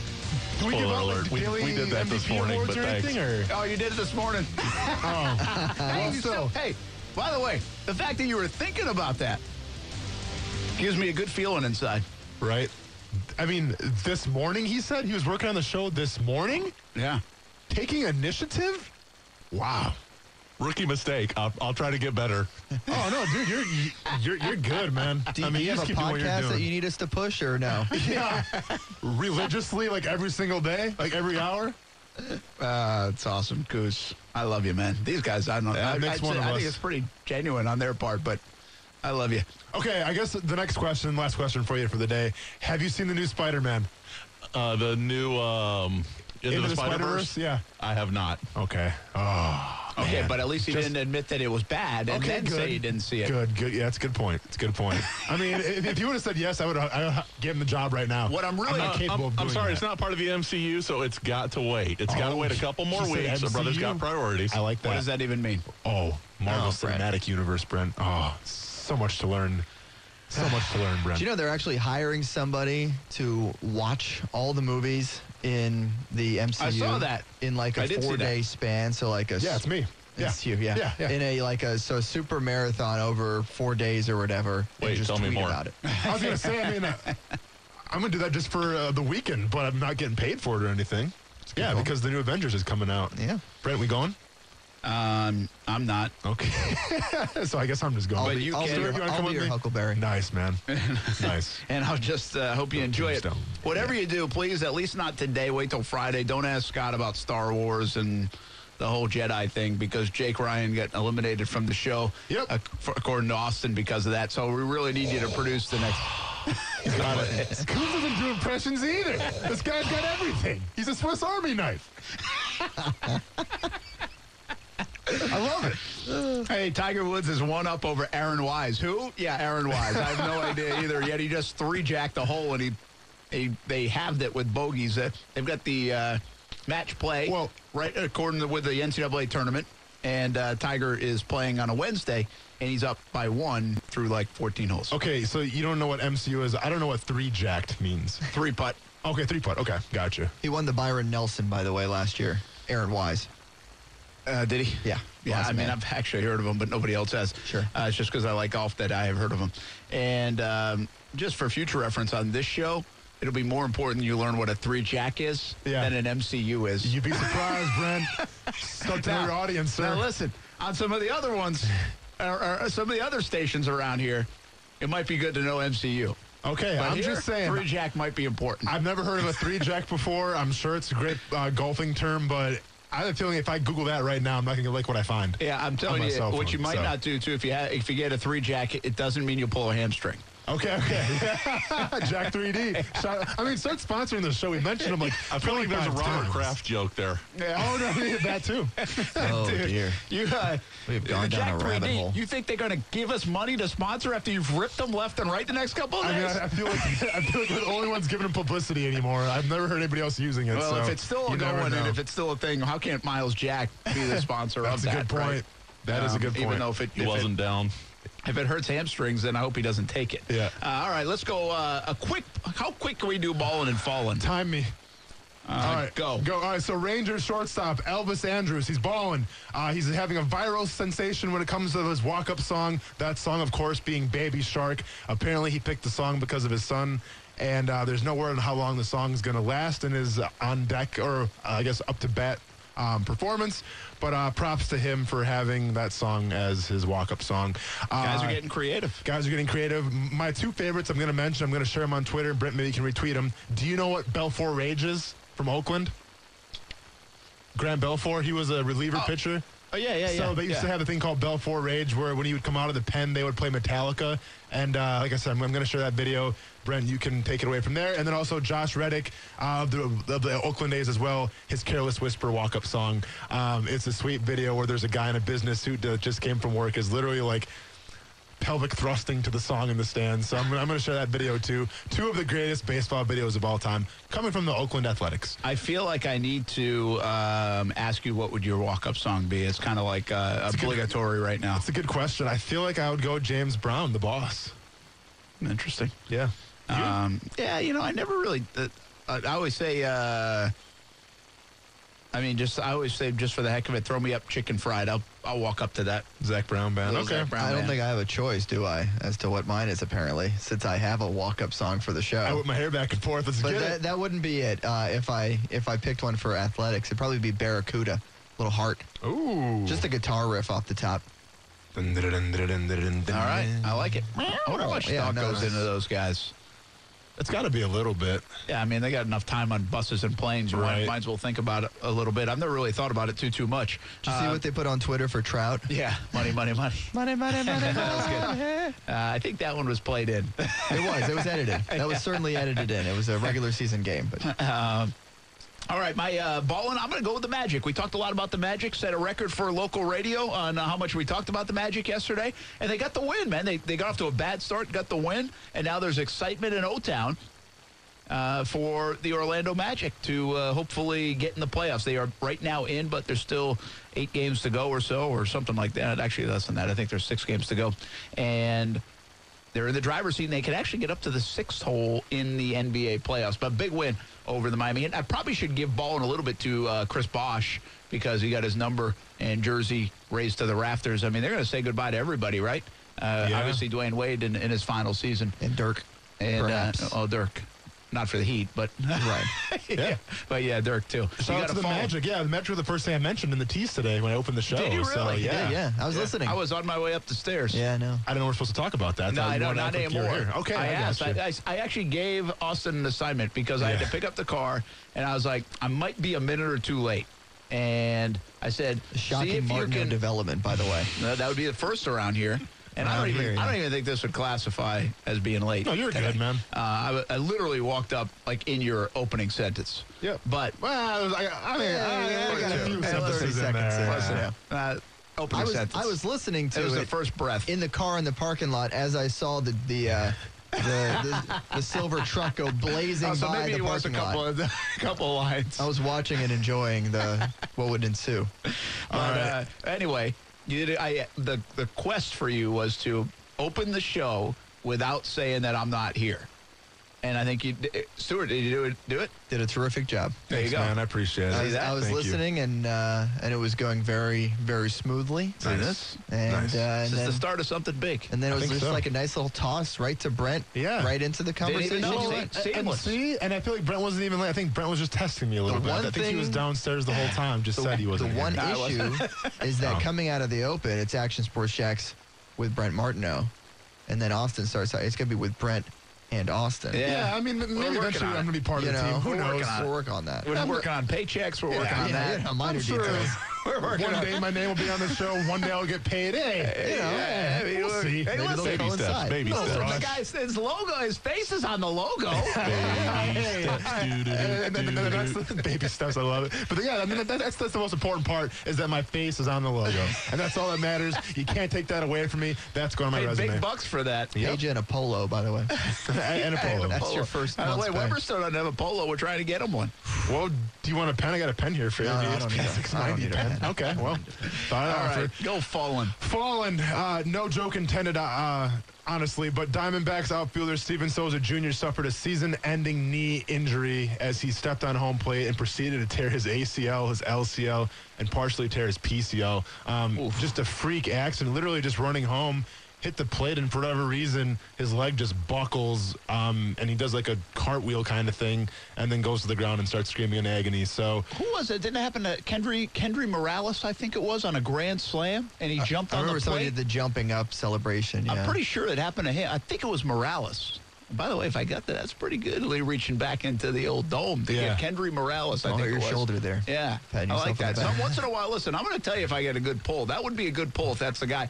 Angels. If you would have known MCU, that would have been a good pull. That would have been Now listen, I had a good pull in the car earlier today. Terrence Mann. That's right. Terrence Mann, not only a Florida State basketball player, but also the name of James Earl Jones' character in Field of Dreams. There you go. I would have actually got that one. Weber didn't believe me, though. He thought I was lying. He had to Google it. Terrence Mann is just stuck in my head now as the Florida State player. So I'm like, that can't be the same name. Yeah. I was off by one letter. It was. Did you think his parents named him Terrence under that guise? I don't know. That's a good call. Not sure. Wanted to be a baseball player? I mean, that didn't happen, but, he got too tall. My fallen is the whole reason I teased I needed a social media break. How about Kingsbury again? He makes my fallen 2 days in a row. Well, I guess we're going to have a little joint custody here, Brent, because we're going right into the Stay in Your Lane segment as well. All right, so how about we do it when we come back, because we got to take a time out. And I'm going to give away some Tim Tebow Celebrity Golf Classic tickets when we come back. Why don't we do it right now, in fact? 904-362-9901. 904-362-9901. You got to get out of here, Weber? Yeah, I got to go put together the rest of our show tonight. We got team coverage from Gainesville. We do. We're in Gainesville at 6:30. That's what we want the people at home watching Magic to think. of TV. Television magic. Magic of TV. We will be in Gainesville. That means there's one Huckleberry down in that sports office that doesn't even have to do much today. That's true. Yeah. Wonder who that is. 6:50 on Fox 30. You can check it all out. And we got a little Fallen and Stay in Your Lane. Same topic. Get off your phones, people. Next on ESPN 690. Unless you're listening to the show.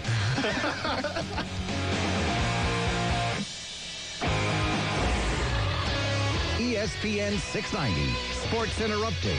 I'm Aaron, and it was just about a year ago that Adam Schefter filed this report. Jordy Nelson goes into Oakland today, and the Raiders wanted him so badly that they wouldn't let him out of the building, and they get a 2-year, $15 million deal done with Jordy Nelson. Well, it didn't take Jordy 2 years to figure out he was done with the game. The wide receiver calling it quits today after being released from the Raiders 2 weeks ago. Nelson spent his first decade in the league with the Green Bay Packers, where he caught 550 passes for almost 8,000 yards and 70 touchdowns. The American Alliance of Football is threatening to fold up the league if the NFL Players Association doesn't come to the table with some young talent for development. AAF majority owner Tom Dundon tells USA Today that a decision could come in the next 48 hours. Former future of the Jaguars, Blaine Gabbert, has landed a new gig. The Bucs just signed the quarterback to back up Jameis Winston for the upcoming season down in Tampa Bay. March Madness kicking back off tomorrow. Check on your bracket all afternoon right here at ESPN 690. Hey, everybody. everybody. This is Brent Martineau of Action Sports Jacks on ESPN 690. And if you're even thinking about taking a look at a new car, you need to go see my friends at the new Jenkins Hyundai of Jacksonville. If you haven't seen the new 2019 Hyundai Kona, head over to Jenkins Hyundai of Jacksonville on Atlantic Boulevard and take it for a test drive. The 2019 Hyundai Kona was named the North American Utility Vehicle of the Year. It has enough room for the family, but it's not too big. It really is the ideal crossover vehicle. If you don't need something as big as a crossover or full-sized SUV, check out the new 2019 Hyundai Elantra sedan. It's a very slick car, and it starts at only $17,985. The manufacturer also offers $2,000 cash back on select 2019 Hyundai Elantras. But the offer is only valid through April 1st. The Hyundai you want, the service you deserve, all with a 7-day money-back guarantee. Schedule a test drive at JenkinsHyundaiofJacksonville.com and make sure you tell them Brent Martineau sent you. The 2019 Harrell and Harrell Performance Studio is here, and it's better than ever. It's your chance to meet the personalities on the new ESPN 690. Sit in the front row and ask your questions to athletes in town, sports analysts, and experts. You'll be able to see them in person. It's going to be the best year yet. So listen to ESPN 690 for your chance to win your way in throughout the year. It's the Harrell and Harrell Performance Studio, brought to you by Harrell and Harrell. Only one Doritos gets in the first ballot. No, it's the red. No, it's the blue. Called the red. It makes a mess. It's the blue. What is the matter? It's got to be the red. You eat the red Doritos, your fingers are red for 4 days. The Dan Le Batard Show with Stu Guys. Weekdays from 10 a.m. to 1 p.m. on ESPN 690. You watch Action Sports Jacks on CBS 47 and Fox 30. Now Action Sports Jacks is on your radio. Broadcasting live from the ESPN 690 Anajar and Levine studios. Here's your host, Brent Martineau.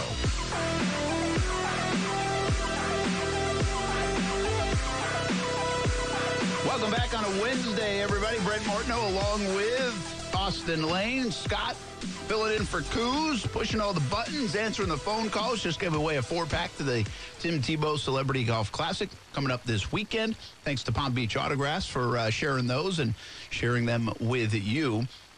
Hopefully you have a good time. Celebrity golf event. They have a gala Friday night over there at TPC Sawgrass, and then the event on Saturday. I think Dan Mullen will be a part of that. I don't have the guest list in front of me, but usually a pretty good amount of celebrities on the way. So make sure you stay tuned all week long, and we'll give away some more tickets coming up on the program tomorrow. All right, we said it before we left for break. I had fallen, you had stay in your lane, both the same. And that is, I had fallen yesterday, by the way, Cliff Kingsbury, and here he is again. And I really don't have it on him as much as society probably, and you dang football players. Do you really need a break? Okay, and then this is perfect because actually the Kyle Kingsbury thing is actually at my pump your brakes about society. So this is perfect. Oh, so we flip it. We flip it a little bit. So you go ahead and go first and kind of give your arguments. I think people may have heard the story. We had him on the updates today a little bit. And what he said at the NFL owners meetings is he did this in college, and he's going to bring it to the NFL where he gives every 20 to 30 minutes, when he starts seeing the meeting room losing focus, he says, hey, go take a break, get your phones out, answer the wife, whatever, look on Twitter, see what Brent and Austin are saying. Of course. And gives him a little bit of a social media break in the middle of meetings, which actually brought up two things for me. One, all right, that sounds ridiculous. Okay, I get it, but it just sounds ridiculous. Like, hey, Cliff Kingsbury, go back and watch yourself say this and then repeat it. Like, I say that on Twitter sometimes. Like, somebody will tweet something or they'll misinterpret the way I tweeted something. And I'm like, go read it out loud, people. Read it out loud. And I think Kingsbury should probably read this out loud. But every kid or every guy in that locker room probably should, too, and be like, do we really need this? I mean, what is this, like babysitting 101 and not an NFL locker room? Yet, at the same breath, I say, if you're telling me guys are starting to fade after 30 minutes in meetings, that doesn't surprise me. I mean, everybody's got short attention spans nowadays, probably more so than before. And on top of that, your meeting is probably too long. Without a doubt. Your meeting's too long. That's what happens. I had a coach tell me once, said, if you get, an NFL coach, thought it was pretty interesting just because I don't really know it. I've never lived it. and you might be able to speak to it. But he said if you played in the NFL, there's a good chance your meetings are less or not as lengthy. If you did not play in the NFL, you meet too much, and they're probably long. And the reason for that is the guy that played in the NFL knows that he hated the damn meetings. And so he said, I know what it's like being a player. I understand you have to have a certain amount of meetings, but you don't have to do it as much and for as long, and it's defeating the purpose. And I thought it was a really good view. And somebody said to me, like, yeah, like I don't know if it was that they reshaped, like kind of it changed the way they thought about it, or, you know, kind of like if they did it again type of situation. But number one, in today's day and age, he's got a point where everybody is on to the next thing and can't keep their attention. But number two, you probably shouldn't be in a meeting room and looking at the same stuff for more than 30 minutes anyway. I don't know what you're getting accomplished in the next 10 minutes, 15 minutes, 30 minutes after the initial 30. Agreed. To get to that point, too, as far as, you know, the meetings being too long and whatnot, I mean, so if you ever notice it in locker rooms, sunflower seeds are a big thing. And so usually you have two things going into a training camp, especially in training camp, because training camp, you know, it's the dog days of summer and whatnot. And that's when the meetings feel like they're the most mundane. They're the longest because you're going over and over of just, you know, play after play after play. And, of course, you have more people on the roster, so it's more film to watch because everyone has to get analyzed. So from that perspective, I mean, a way to stay awake, obviously some guys do coffee. I was never a big coffee guy. So either you do chewing tobacco or you do sunflower seeds because those are two things that you can kind of do to keep moving a little bit. They can kind of keep your attention. Which one were you? And that helps you focus. If we're being honest, both of them. Yeah, both of them for sure. I mean, I was always sure to have at least one log of Grizz Green in the locker for training camp and whatnot. But so from that point, yeah, I feel like, yes, the meetings are a little too insane, too crazy, too long. But getting back to my segment then with stay in your lane, pump the brakes. So I'm not saying necessarily pump the brakes on Kyle Kingsbury. I'm saying pump the brakes on the reaction from the media, from the older generations about Kyle Kingsbury, okay? Because here's what I gathered today. Rabble, rabble, rabble. The new generation of football players are soft. Rabble, rabble, rabble. The kids are soft. They shouldn't be having cell phone breaks. Rabble, rabble, rabble. How do they have cell phone breaks? I thought this was the NFL. I thought this was the most elite. Everybody just relax a little bit. I got news for everybody. I've been in 4 different locker rooms, and on each team, we got breaks during the team meetings. Usually every 30 minutes to 45 minutes, we got a break. During those breaks, we either, you know, go to the bathroom, we get more sunflower seeds, maybe get more chew, get something to drink, or go on your cell phones and go on Twitter, go on Instagram, go on Facebook. So these breaks have always been common. The only thing that Kingsbury said, you know, which threw people off, was they're going to be cell phone breaks. And I think he kind of misspoke there a little bit for the fact that, yes, it's going to be a cell phone break, but it's also going to be a break to just kind of unwind a little bit, get your brain back to neutral, go to the bathroom, maybe talk to your family. So from that perspective, like, take the whole, it's just about cell phones. No, I mean, yes, there is a priority of NFL players wanting to be on their cell phone, but that meeting or that break is not clearly designed just for that. So everybody relax. Relax a little bit. Kingsbury already driving me nuts. He hasn't even coached a game in the NFL. He really is, Brent. Should we just go to... That's interesting that you say that. So you're basically saying, but you think they don't do, Bill Belichick doesn't do cell phone breaks. Does he do breaks? Yeah.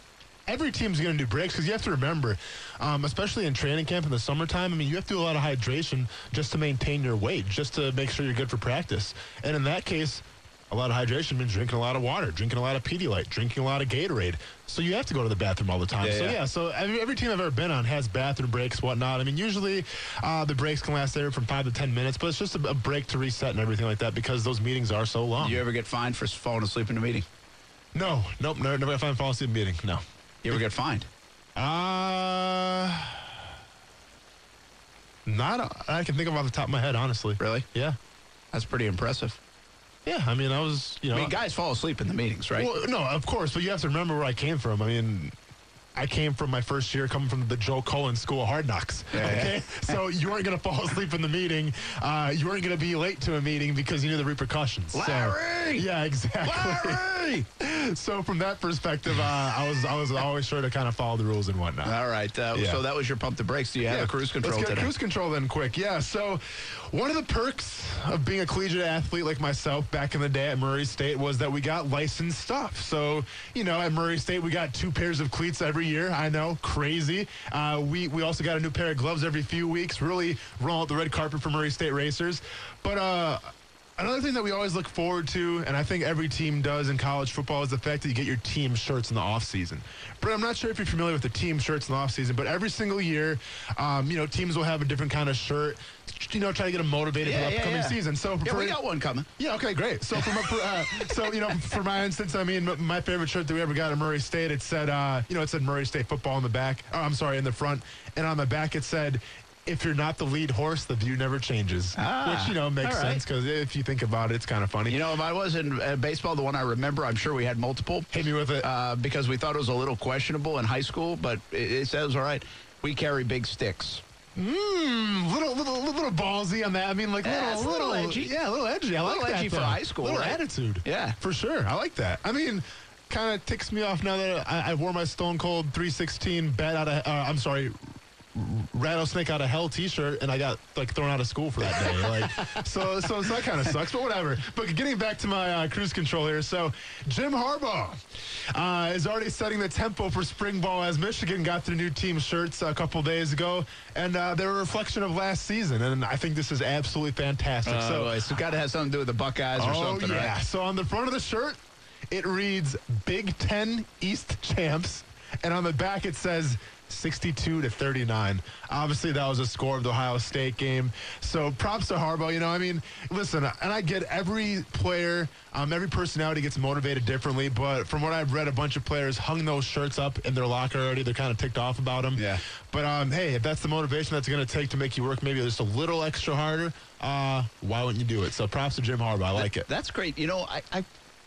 I can't remember if anybody did this. I don't think they did. I would have liked to see the Jags last year do something like that in their off-season conditioning. Every rep had to end in 18 or something, third and 18. Yeah. I kind of like that stuff. I like it if it translates into, the weight room.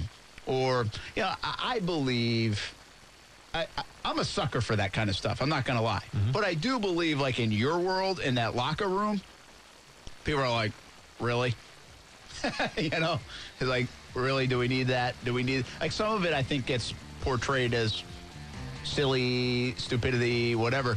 But then you hear the players echo it when it works. No, absolutely. When it works, right? Because everybody tries one. Yeah. You never hear about the ones when you go 4-12. True. But there's the thing, though. But you never know, what that thing is going to be that pushes that player to the next level.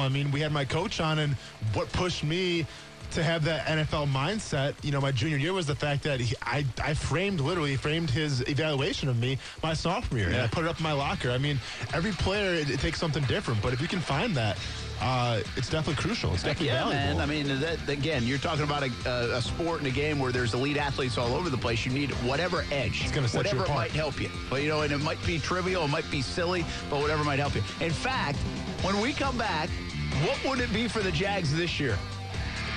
What would you hang in the weight room? Next on ESPN 690. Built with the biggest names in sports, all on one radio station. Golick and Wingo, Dan Lebatard, Stephen A. Smith, and Action Sports Jack's Brent Martineau every afternoon. Plus, Sports Center updates at the top and bottom of every hour. And major breaking news in sports when it happens. Make us your only button for sports. Listen live everywhere you go on ESPN690.com. The all-new ESPN 690. Hey, everybody, this is Brent Martineau, family-owned in Jacksonville for more than 40 years, and fresh ingredients every day. That's what Renna's Pizza was built on, and that's what Renna's Pizza delivers. A menu to satisfy the entire family. Fantastic pizza, fresh salad, and Italian favorites like stuffed shells. There's a Renna's Pizza near you. Marsh Landing, Bay Meadows, Argyle Forest, San Jose, and the newest location in Neptune Beach. Be a part of the family today at Renna's Pizza. They say it should be impossible for bumblebees to fly because their wings are too small for their bodies. But bumblebees don't care. They just fly.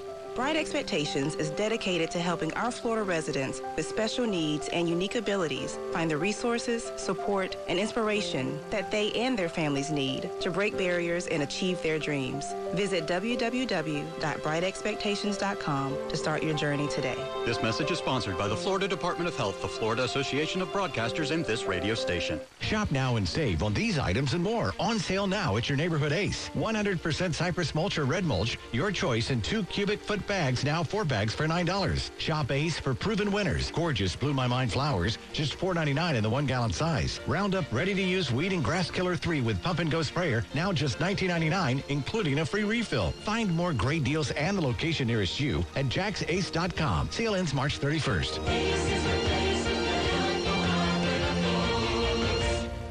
Hey, everybody, this is Brent Martin of Action Sports Jackson. Many of you know by now I'm a huge advocate for Hyundai vehicles. We actually drive a Hyundai in our family, and if you're in the market for a new vehicle, take it from me. There's no better place to buy a new or pre-owned vehicle than Jenkins Hyundai of Jacksonville. The car buying experience should be smooth and seamless, and that's the experience you'll get from my friends at Jenkins Hyundai of Jacksonville. Take a look at their specials and incentives at JenkinsHyundaiofJacksonville.com. All you have to do is click the Specials tab, and you can find specials and incentives for new Hyundai vehicles.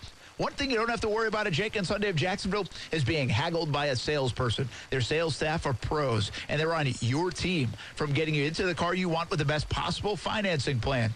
Jenkins Hyundai of Jacksonville is second to none. Schedule a test drive at JenkinsHyundaiofJacksonville.com or at the showroom on Atlantic Boulevard. And tell them Brent Martineau from Action Sports Jacks sent you. The Bearded Villains of Jacksonville presents the Dirty South Pour at the Jacksonville Landing on March 30th. This is a DSV4 regional meet, and all proceeds benefit the National Kidney Foundation. Beginning at 7 p.m., there'll be a beard competition, including a ladies division. Ladies, be creative and make a beard you'd be proud to show off. Admission is free. Get more information at bv904.com or send an email to bvjacksonville@gmail.com. March 30th at the Jacksonville Landing starting at 7 p.m.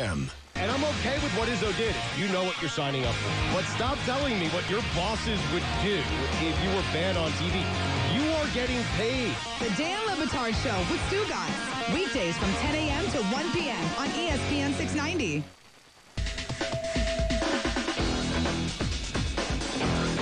Now, back to Action Sports Jacks with Brent Martineau on ESPN 690 and ESPN690.com. All right, here's the deal. Your coach, Doug Marrone. Yeah. And off-season conditioning is starting. Yeah, it's been a good homework assignment you could have gave me like a day before, but I know. anyways, We're kind of trying to be spontaneous here. Yeah, let's do it. This just came up. And your motivational say, your Jim Harbaugh 62-39 on the back of a T-shirt. Your, what I would say would have been 18 reps every time last year for 3rd and 18. What is it this year that you put in the weight room, you put around the locker room, that gets the players motivated, gets something cemented in their head, puts the chip on the shoulder? Tough one. Like a lot of times in the rivalry games, I think Florida did it a couple years ago when maybe it was they lost to Florida State or Georgia or something. I can't remember the exact situation, but they did kind of a rep thing where they would, every single time they would do that rep that reminded them. I think it was Florida. Maybe it was Georgia, actually. But it was one of the colleges. Do you, actually, I thought of a pretty good idea right now. Do you have one? You got yeah. I'm stalling for you. Please, yeah, appreciate it. So it just kind of came to me. Please come with me. I'm going to try to explain as best as possible. In terms of rivals, who are the Jaguars' biggest rival? I would say Tennessee. Exactly. Now, I don't have the schedule in front of me. They haven't announced exactly when we're playing Tennessee. April. But here's what I would do. And bear with me. This is good. So, I like where you're going with this already. Coach Lane's in the stadium. Here's what I'm going to initiate. I'm going to go to the equipment manager. I'm going to go to the equipment staff. And I'm going to order that, because, you know, all the guys have their sizes written down, right? So, like, they know what size jerseys they wear, what size practice uniforms, everything like that. I'm going to go to the equipment guys, and this starts in the offseason, and I'm going to order them to either make the sizes too big or sizes too small. So I'm going to tell them either up the size or down the size, but I want my guys looking a little ridiculous in the weight room, on the practice field, whatnot. And by the time where players start to realize, like, dude, what's up with these sizes? And they come up to me as a coach, I'm going to be like, oh, you guys don't understand. These are hand-me-downs. Big Brother got the good stuff. Big Brother being the Tennessee Titans. They have the stuff that fits. We get the hand-me-downs because we're the little brother. What are you guys going to do about it? And there we go. Thoughts? I like it. Not bad, I right? like it. But now, the only thing, that's like a good... it might be like a good week off, I feel like. Right? Yeah, like a week off thing. Yeah, or a one-time thing is what I'm saying, right? Yeah. So... That's all I got. But I knew where you were kind of leaning, and now you've ignited the creative juices for me. Nice. So to that same kind of idea, you're right. What was the most embarrassing moment of last year? Derrick Henry running for that. Derrick Henry. 90-something yard touchdown. What you need to do is put 238 yards and 4 touchdowns somewhere all around the building. Like, anytime they go, the code to get in is 238. But see, now here's my only complaint about that, though, is that's talking directly to the defense. What is the offense getting out of that? That's a good point. Stop. I want to do more here. No, I mean, no. Hey, but that's good. But I'd also love the creativity coming through. But I'd also order fatheads and put a Derrick Henry fathead. And I'd actually have Derrick Henry have his own locker and one of those cardboard cutouts in the room. Yeah. And all right, then you can point to something for the offensive guys. Dallas. Oh, miserable. Yeah. Well, I mean, Kansas City was really miserable because of 5 turnovers, but I feel like that's associated with Blake so much. True. Yeah. What are players going to say? Like, I mean, he's the gone. offense is tough because the quarterback has changed, you know? True. So it's a little bbit tough on that. But I think the embarrassment of Thursday night, national TV, even if it was all Derrick Henry and whatever, and maybe you can try to switch a little bit to the offense. That, to me, is the one that said, wow, this is embarrassing, amongst many other moments. Other than that, you could have, like, you could have Derrick Henry or the Buffalo Bills knocking Leonard Fournette out. Oh, jeez, Brent. See, I mean, are you trying to inspire, or are you trying to get punched in the face in the locker room as a coach, Brent? What are you trying to accomplish here? No, I do think the Derrick Henry one works. Yeah. No, I like the Derrick Henry one a lot. And because you're right, because in the past couple of years, they've had some miserable, embarrassing performances against the Titans. And they all believe, too, and I think this is a good subtle message. I shouldn't say they all believe. My belief is that team, the Jaguars, look at their defense, right, and the way it can play. And they look, I would say defense more so, but they look at the film that week. And you've done this before. I guarantee you've done this. And you do this as a meeting room, as a team, and you're like, they don't look that good. Like we're better than them. Like we are better. We see the tape all week. Mm-hmm. I saw it Monday night. I saw it Tuesday night. I saw it Wednesday. We studied it on Thursday. We're better than them.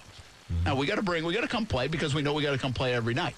But we are better than them. And I truly believe, because there is nothing special about the Tennessee Titans, that people look at them on film and say, we're better than these guys. Like, they're not very good. And then you take that notch down a little bit. You lose a little edge off you because you feel that way. And you go in like, hey, we got this. We got this. We're better than you on paper. We'd beat you 9 out of 10 times if we played in the middle of the road. Mm-hmm. And you lose your edge.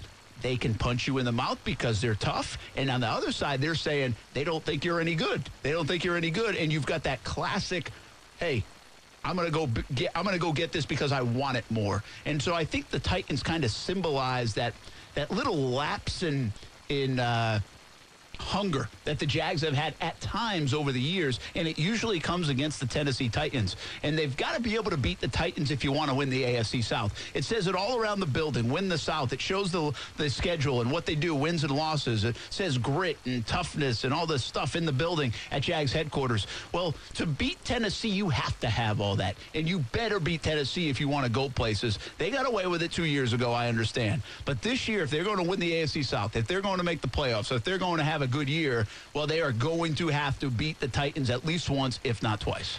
And you're talking about the Titans last year where, listen, I'm going to be honest. If I was watching film on the Titans from last year and I saw Derrick Henry didn't get going until he played the Jacksonville Jaguars. It was kind of like his coming out party. Absolutely. They talked about trading him. Yeah, so if I was, like, scouting Derrick Henry, I'm like, I'm not really worried about this guy. Like, sure, he can lower his shoulder. I mean, he's going to get those extra contact yards. But from a running back perspective, I'm not too worried about it. So I can see a little bit where maybe you, as a professional, maybe you didn't take them too seriously just for the fact that they don't have a lot of household names. Like Corey Davis at wide receiver, the number one guy, like Marcus Mariota, who's, he showed flashes before, but is he really elite? I don't think so. So from that perspective, especially on the Jaguars defense, I wasn't too impressed. But then obviously we saw it happen. Derrick Henry comes out and just puts up a hell of a game. Listen, the Tennessee Titans-Jacksonville Jaguar matchup is so important for a couple reasons. Number one, I feel like the Titans this past year were what the Jaguars wanted to be. They wanted to play great defense and be able to pound the rock. The Jaguars weren't really able to do that. So from that perspective, it's a huge game. And also, listen, there's some games where if you play against Patrick Mahomes, even Andrew Luck now, where sometimes a quarterback just has a really good game and it is what it is. But when you play the Titans, you know what you're getting. It's in the trenches. Yeah. It's in the trenches. It's football personified. So if you don't win those games, it's a brutal blow because that's where the game is won and lost, literally, is in the trenches. I like this idea. In fact, I might put Derrick Henry all over billboards all across town now. If I may, it's that punch down and punch up again. Yeah, punch down, punch up. I like it. He likes it. Stop the run, run the ball. Yep. You old school sons of guns. Get off social media. It's time for a social media break. Thanks to Renna's Pizza, by the way, for dropping some pie. It's fantastic. Go check them out for dinner tonight. You buy any large or extra large pizza, receive 6 fresh garlic knots for free. Just tell them Brent or Austin sent you from ESPN 690. Go visit Renna's Pizza tonight. Thanks to Gravedigger, Dennis Anderson, and Jake Ryan, the Jaguars linebacker, for jumping on the show. We'll see you on TV tonight, everybody, and back here tomorrow on ESPN 690.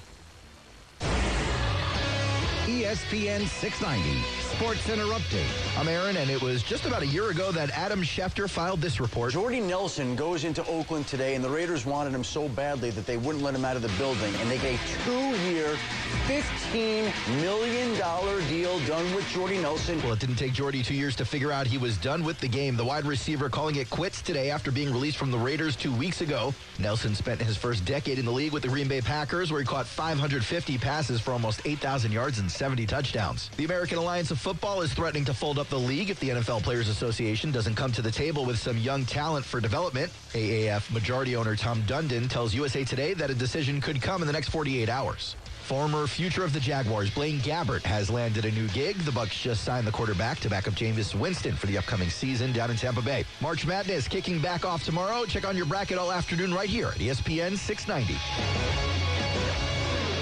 Hi, this is Earl Ron, president of New South Window. New South is Florida's factory direct window company. We cut out the middleman and his markups because we manufacture, install, and guarantee your windows for life. Our new manufacturing facility has tomorrow's technology today to make sure your windows are built for Florida's extreme weather. Don't even think about buying windows from anyone else till you see what our factory can do for you. From our factory to your home. Now that's factory direct. Buy more, save more. Volume discount up to 30%. Visit newsouthwindow.com. It's Rich Jones, ready to own a new ride? Got your mind set on the one you want? Then you got to get to Arlington Toyota for the Ready, Set, Go sales event, where you're going to save big, even on pre-owned. Great savings at Arlington. Choose a 2019 Camry LE or 2019 Corolla LE from just $159 a month. This is a payment, not a lease, and it's still just $159 a month for a pre-owned 2019 Camry or Corolla. You're ready to buy but unsure of